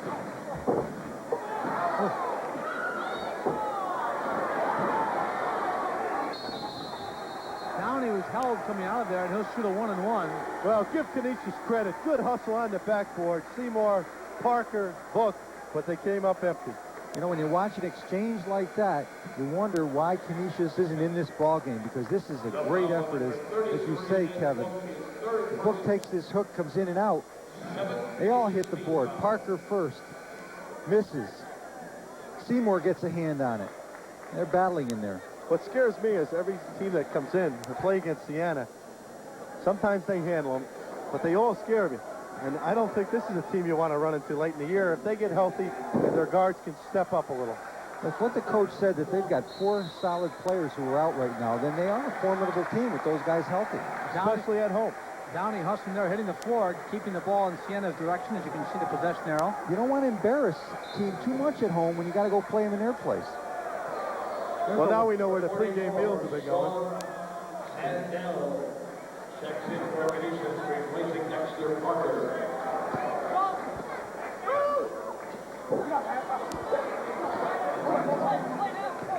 Hello, anybody there? Here comes Rodney Brown back the other way. Inside to O'Sullivan. Good fake. That will probably foul Downey out. O'Sullivan's a quick kid for his size. That was a good move. Marc Brown with 22 points tonight and 6 assists. And Tommy Huerter 4 for 7 from downtown. See here, Brown get it inside to O'Sullivan. He makes a pro move here. Ducks up and under. Again, a little too quick maybe with that move there. You had a little more time to just put it up nice and soft off the glass. And that's the second time he got himself under the hoop a little too far. And the unfortunate part is O'Sullivan is a senior. Yeah, fifth-year senior at that, Kevin. He's no kid. And these are the kind of guys that like to have him for another year or two. Why, I like to have him for another year. Well, he'll be back. He's played hard. He's just a junior. Got a timeout call by Siena. I would think to get some substance. 5:30 remaining in the ball game. Siena on the long end of a 74-50 score. And, of course, Siena basketball being presented right here on Fox 23. Announcing the new 1991 Plymouth Sundance America. At just $76.99, it's the lowest priced American car and the lowest priced car in the world with an airbag. Sundance is a sporty 5-seater that comes with a lot of great features like power steering and power brakes. Plus, it has plenty of cargo space and gets great mileage. Now, that's value that's hard to beat, and that's Advantage Plymouth. See Armory, Izos, Carey, Evergreen, Goldstein, or Marshalls.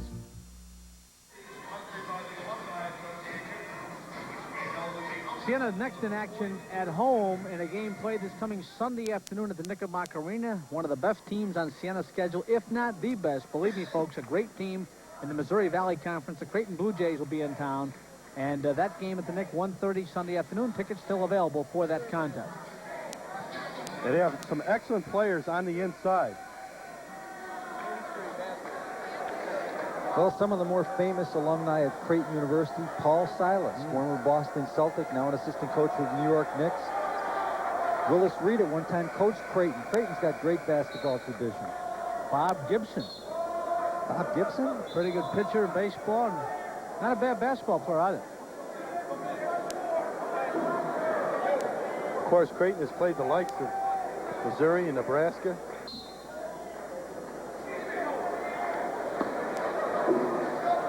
Should be a good one. Did you hear today Nebraska wants to legislate payment of athletes? I heard you say it, John. That'll be an interesting concept. I thought that was already legal down there. They have to take a pay cut. That means they take away their scholarship and then pay them otherwise. Is that it?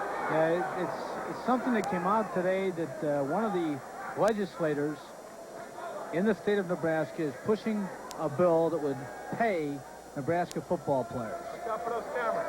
And what's scary about this is this was presented to the legislature in Nebraska 3 years ago, and it passed.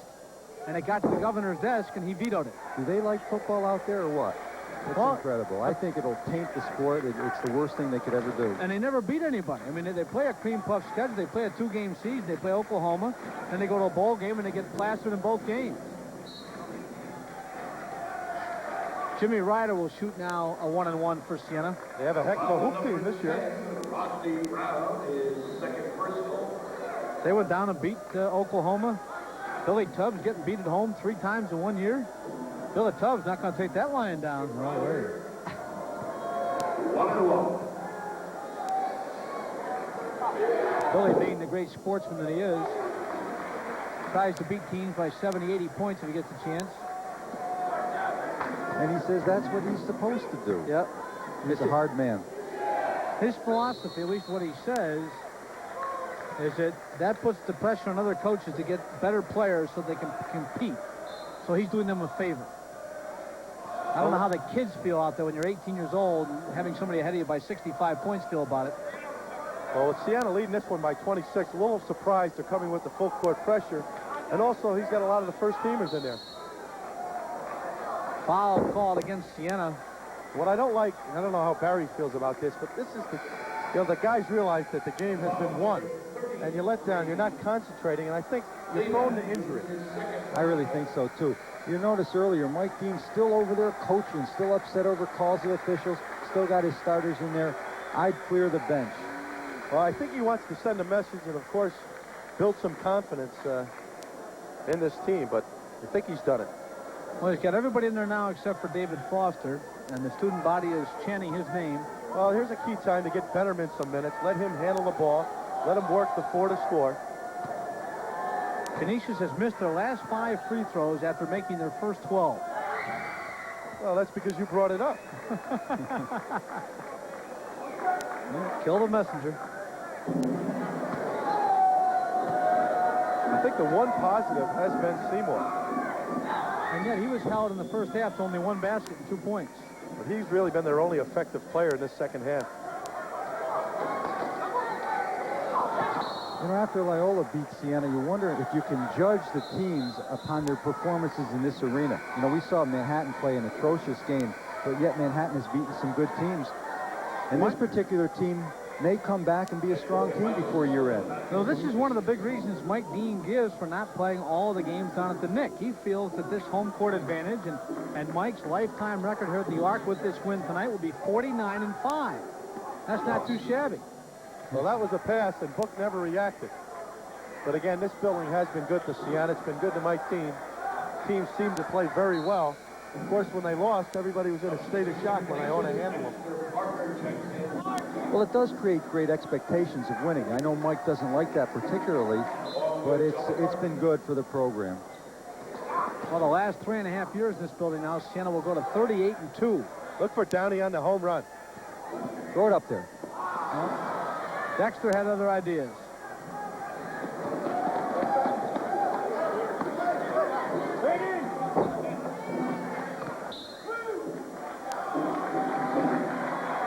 Good hustle against Seymour. And Marty Marbach still coaching, sending in his 6'11 and 6'10 players for this offensive set. You know, talking about Mike McGee, that's such a crucial injury to a young kid. You wonder psychologically, he's got to know he may never play this game again. And yet he's got to finish his college career. He's got to get himself an education here. It's a tough situation for a young man. Too many guys have gone down with knee injuries on this floor. Yeah, I would think with the consistency of injuries on this kind of a surface that it makes sense to change it back to a wood floor. It really does. Well, this is a young man, too, that makes his living with his legs. A superb young athlete. I know Mike Dean thought he was the best athlete he had on his team. Freshman 6'6" forward out of Texarkana, Texas. Was starting to get some significant playing time. And I was told the injury to his knee was much worse than that suffered by Andy Grzoulis. And at the time Grzoulis got hurt, we were told at that time it could be career-threatening. So this was torn as badly as you can tear that particular ligament. And I know how hard Andy Grzoulis worked very hard to get that knee back. And Andy doesn't make his living, if you will, with his legs. He's more of a positional player. It's like a Larry Bird getting hurt. His legs are almost irrelevant to his game, you know? Exactly. Just that they're long. Right.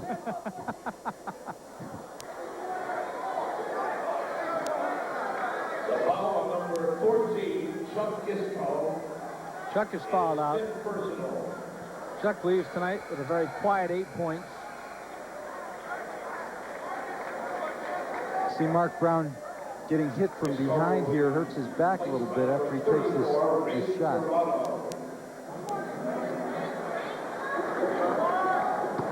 1-1 for Marc Brown. This will be the last 1-1 of the ball game.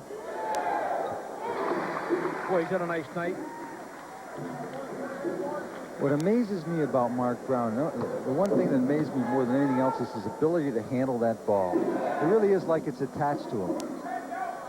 Well, that's one of the things that I know Mike Dean felt as soon as he saw this young man play on this level, that Siena would not be able to be pressed for the next 4 years. And the other thing, he's done a nice job kicking the ball off. At one point in this game, he had 6 assists. I'm sure he has more than that now. Foul number 4, Marc Brown is There's a good look at Mark. He plays another solid ball game. He's a very consistent player. Struggled in a few games this year, but it's tough to be up and play well every game. Leads with 23 points. When he was a freshman, a lot of people talked to me about him, said that he was going to be the best guard in Siena history. He probably is that. A lot of people said that he was maybe going to be one of the best guards in the country someday. And I'll tell you, he's put on some pretty good performances against some top Division I guards. There goes Jimmy Ryder, blocked away by Book, run down by Shorkey. Good hustle by Book getting back. Veneman kicks out to Mike Brown. Oh, boy, that was deep.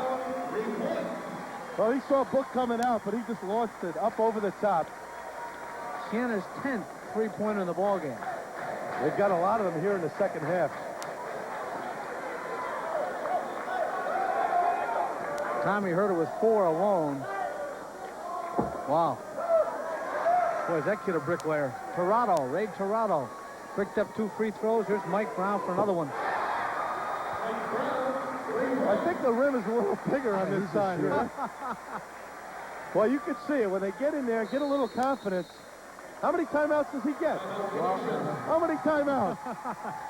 83-52, 2:16 remaining.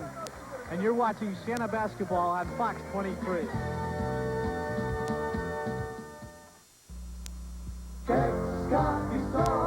Kex is better than the best. Why?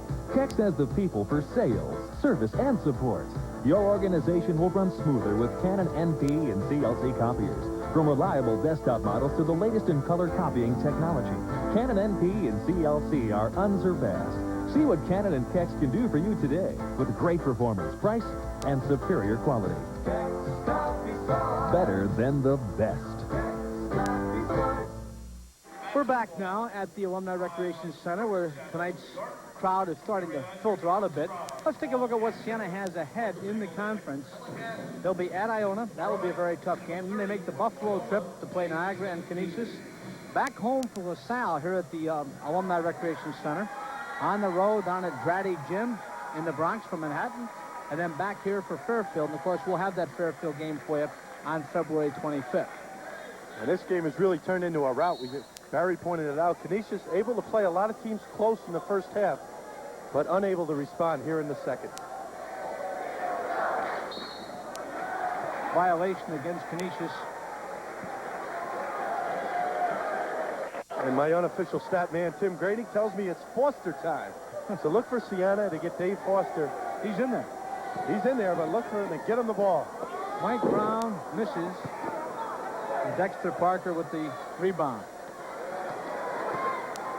We got to get Mike Brown off his spot or he will not miss. There's a three by Seymour. Eric Seymour.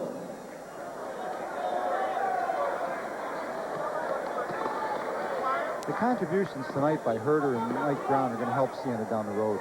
They need that additional scoring.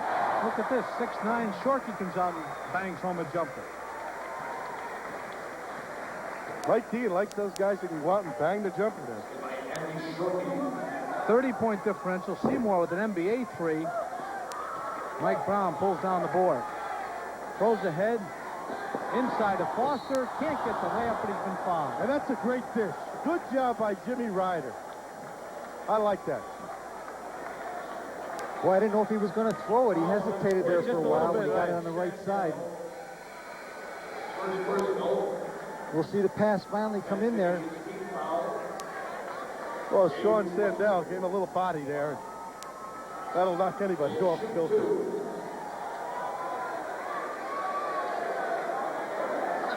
Foster will go to the line to shoot a pair. And the house may come down if he hits these. A fan favorite here, Dave Foster. Only two Siena players have not scored tonight, Foster being one of them. The other being Andy Grzoulis. He peeked up at the crowd after he hit that one. His buddies are up here behind us. They chant for him all the time.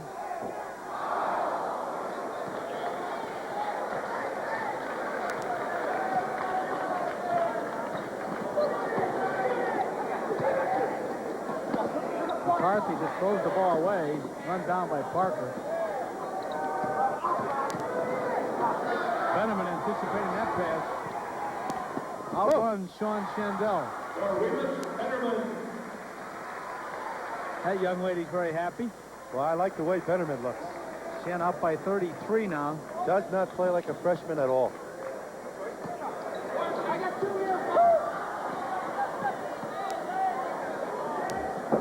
O'Sullivan with a nice move inside. His first points in the second half. There goes Benjamin. The crowd yells Foster, but Mike Brown's open for three. Hits the fire. Here's Foster with a jumper. A little short, right to short.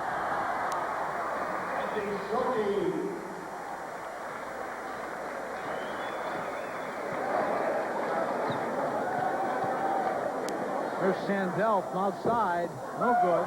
Rebound Foster out to Benjamin. Remus with a launch at the buzzer. Not there. And Siena has won it by a final of 90-57. We'll be back with our post-game show in just a moment. We're heating up the night with Carol O'Connor, Big Daddy Kane, and from Family Matters, Jaleel White on the next Arsenio Hall show. Tonight, following Siena basketball here on Fox 23. Save your money or spend it. Financial decisions are no longer that simple.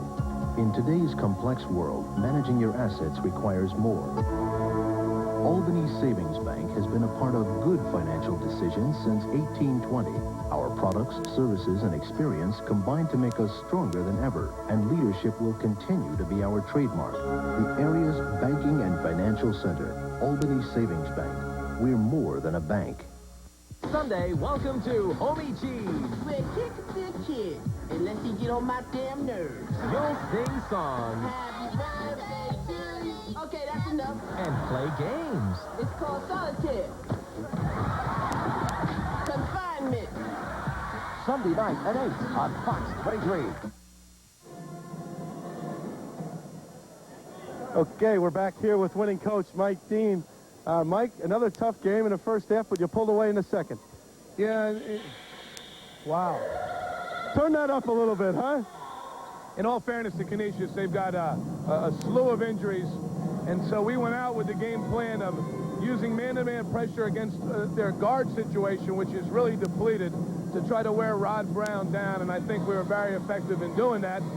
And you hate to take advantage, but I remember a year ago when we lost down there 63-60, and when Lee Matthews fouled out with all the injuries that we had 5 guards on the floor at the same time. So it's part of college basketball. It's unfortunate for Marty right now, but I'm glad that we did what we had to do to win the game. The press also seemed to work against their big guys. They seemed to tire out a little bit. Well, we felt that we had faster, quicker big men, and we feared if we extended the court and made them work full court, that it would be to our advantage, especially here in our place, and I think that proved to be true. Marc Brown, another solid game, scored, and he also kicked the ball off. Yeah, I think Marc had a very, very good game, and I was pleased about that. I think as a team we played very aggressively. You know, we got open shots early in the game, and none of them seemed to go, but all the guys stayed with it. Tom Huerter misses his first three, comes back and hits 4 in a row. That's a good way to be mentally positive, and if we can keep that up, we can win a lot of games. Okay, John, you want to jump in? Yeah, Mike, in the game plan, it seems like in the second half, you always try to come out pounded inside the first 2 or 3 possessions. Then in the second half tonight, you got 8 3-pointers. Was that what you talked about at halftime?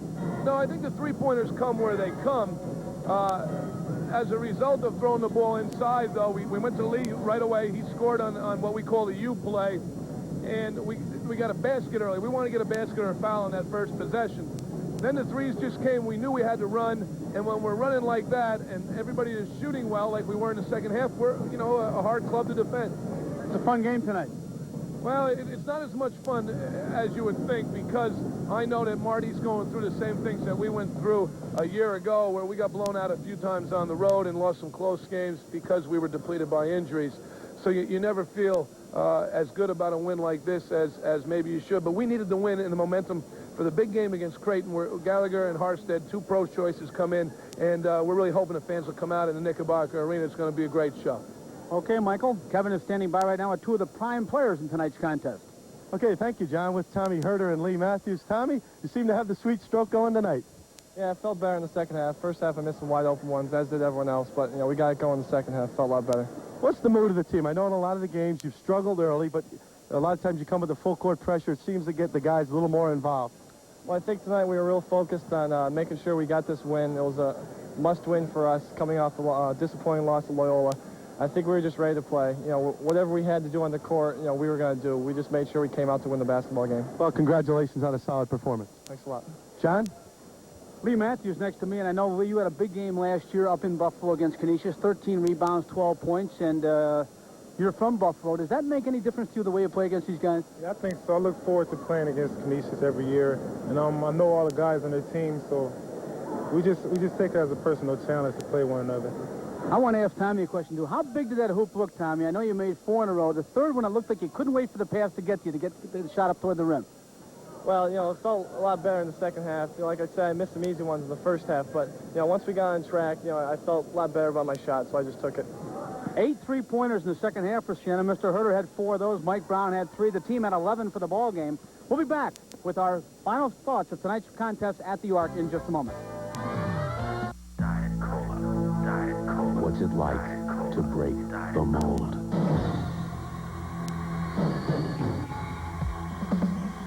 Taste the cold of Diet 7-Up. The cold. Feel it take you a few degrees away from the everyday. Diet 7-Up with NutraSweet. Break the ice. At America's Best, choose almost any frame in stock, starting at $39.99, and you'll get a second high-fashion frame of equal value, single vision lenses, and the eye exam is included. That's almost any frame in stock, a second frame of equal value, single vision lenses, and even the eye exam, starting at $39.99. At America's Best, contacts and eyeglasses. Call now. I came to EOC. I found a lot of opportunities in the cosmetology field. We trained John, and we'll train you for a wide choice of careers. I was a high school dropout. I had just been laid off. At EOC, we trained Shelley for a career in business. Free. They will teach you where to go for jobs, what jobs are available. And it's all free. I got my own apartment now, my own car. It's well worth it. The Educational Opportunity Center in Troy and Albany. It's free.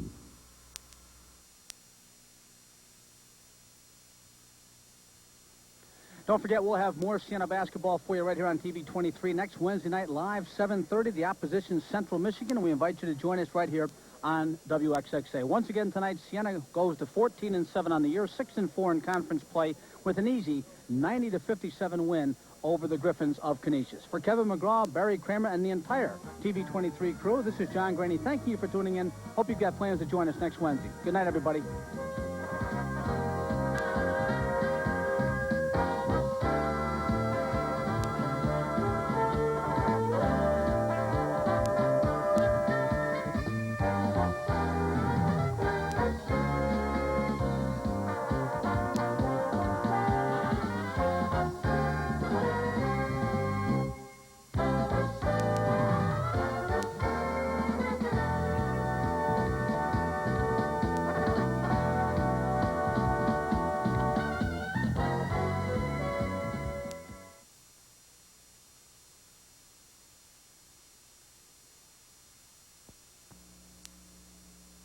Sunday, Lester and Terry.